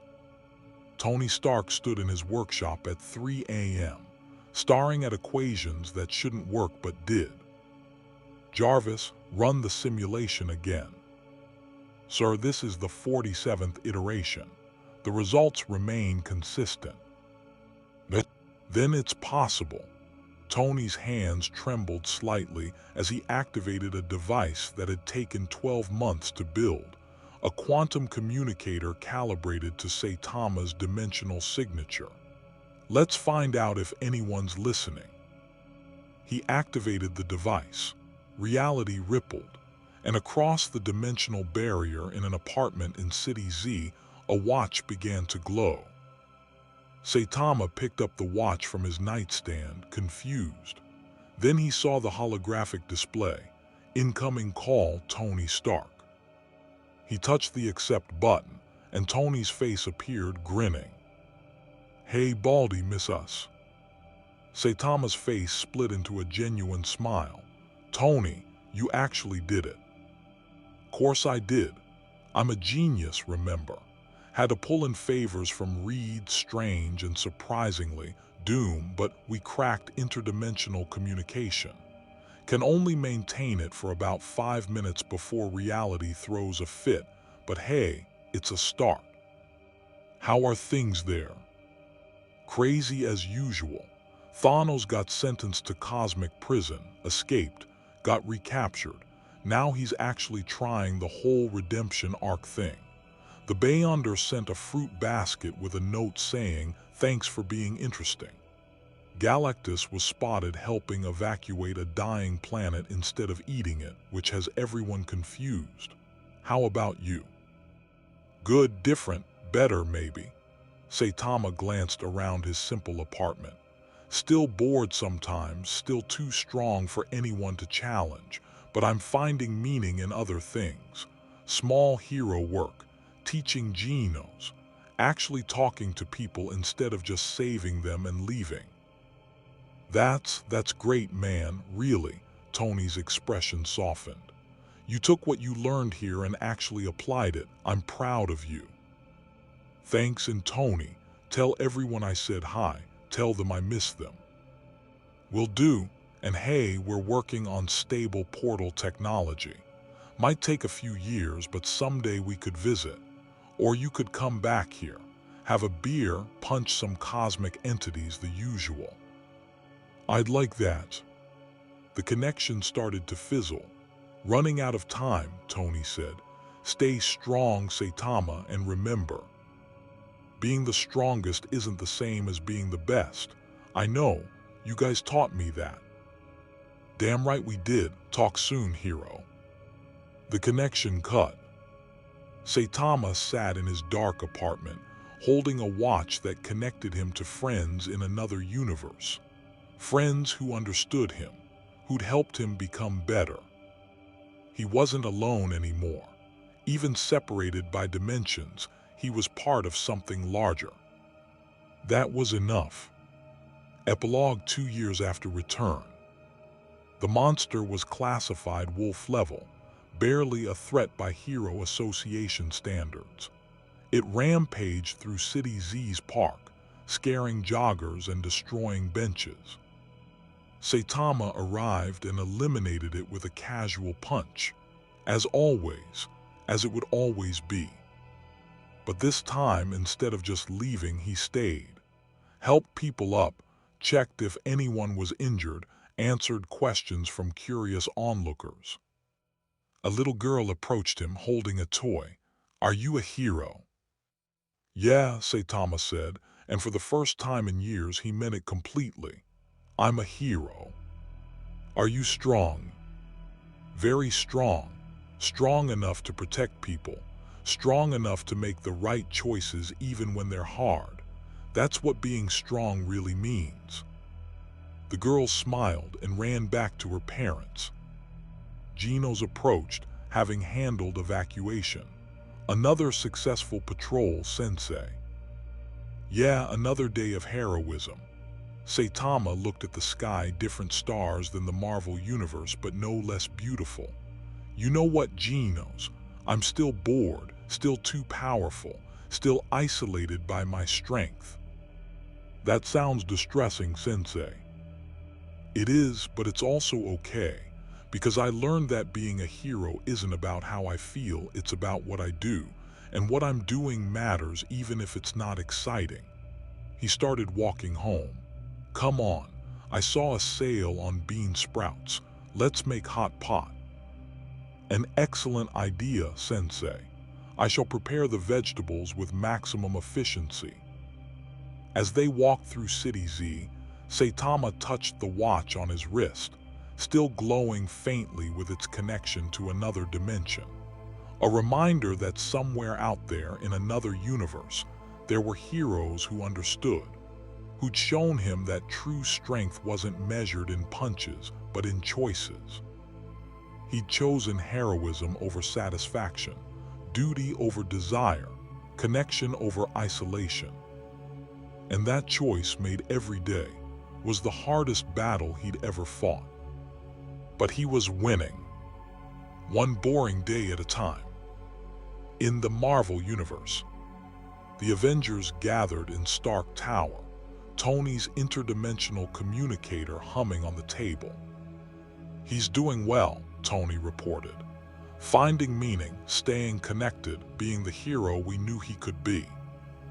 "Good," Steve said. "He earned his peace." "Think we'll see him again?" Peter asked hopefully. Strange smiled enigmatically. "The multiverse is vast and full of possibilities, but some connections transcend dimensions.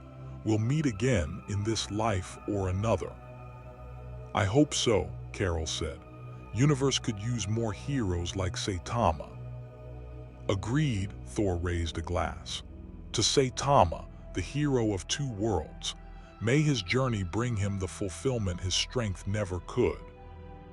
They drank, and in the quantum space between realities, two universes remained connected by friendship, choice, and the understanding that true heroism has nothing to do with power. It has everything to do with who you choose to be when power is no longer enough. The Marvel Universe is safe, Saitama is home, and both are better for having met. Saitama's journey through the Marvel Universe wasn't the story of a hero finding his perfect challenge. It was the story of a hero learning that the perfect challenge was never about combat. It was about character. He arrived as a being of limitless power searching for limitless opposition. He departed as a hero who understood that strength without sacrifice is meaningless, that true heroism costs something, demands something, requires choosing others over yourself again and again. The Marvel Universe tested Saitama in ways his own dimension never could, not through stronger opponents, but through moral complexity, through choices that had no right answer, only less wrong ones, through the example of heroes who sacrificed everything while knowing they could lose. Thanos showed him what happens when power becomes purpose. Galactus demonstrated that even fundamental forces can choose to be more than their function. The Beyonder proved that the ultimate temptation is always giving yourself what you want. And the Avengers, flawed, struggling, beautifully human despite their powers, showed him that heroism is defined by choice, not capability. He returned home changed, still bored, still invincible, still isolated by his strength. But now he understood that these weren't problems to solve, they were conditions to accept while choosing heroism anyway.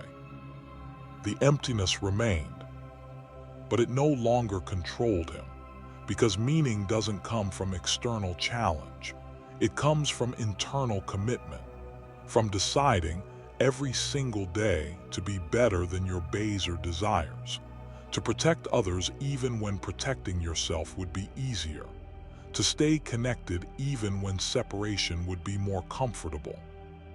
Saitama learned the hardest lesson any powerful being can learn, that the truest measure of strength is what you choose not to do with it. And in that lesson, he found something more valuable than any victory, purpose that transcended power, connection that survived dimensions, the understanding that a hero isn't defined by their battles, but by their choices between battles. The Marvel Universe was forever altered by his presence. Thanos began his path to redemption. Galactus reconsidered his relationship with the planets he consumed. The Beyonder learned that some beings can't be tempted by their own desires, and the Avengers gained proof that absolute power doesn't have to corrupt, that someone can be limitlessly strong and choose every day to be good. But more importantly, Saitama was forever altered by his journey. He discovered that boredom isn't the enemy purposelessness is. That being the strongest doesn't make you alone. You make yourself alone by not reaching out. That the fight worth having isn't against external enemies, but against your own worst impulses. He returned home not as a hero seeking challenge, but as a hero who'd learned to find meaning without it. Who discovered that protecting a lost child meant as much as defeating a cosmic entity. That small acts of everyday heroism were the hardest battles to fight and the most important to win. The dimensional barrier separated him from the friends who taught him these lessons. But the lessons remained, etched into his character as permanently as his broken limiter. And somewhere across the infinite expanse of the multiverse, two universes remained connected, not by power or proximity, but by understanding, by the knowledge that in any reality, true heroism looks the same. It looks like someone choosing to protect others, even when that choice costs them everything they want. Saitama would always be bored, always be too strong, always be searching for meaning in a life where challenges couldn't exist. But now he knew how to look, not in bigger fights or stronger opponents, but in smaller moments, in daily choices, in the connection between himself and the people he protected. That was enough. That would always be enough. With great power comes great boredom, but with great choice comes great meaning. More stories await. Thank you for joining Saitama on his journey through the Marvel Universe. His story proves that sometimes the greatest adventure isn't finding something to fight. It's learning why you fight in the first place.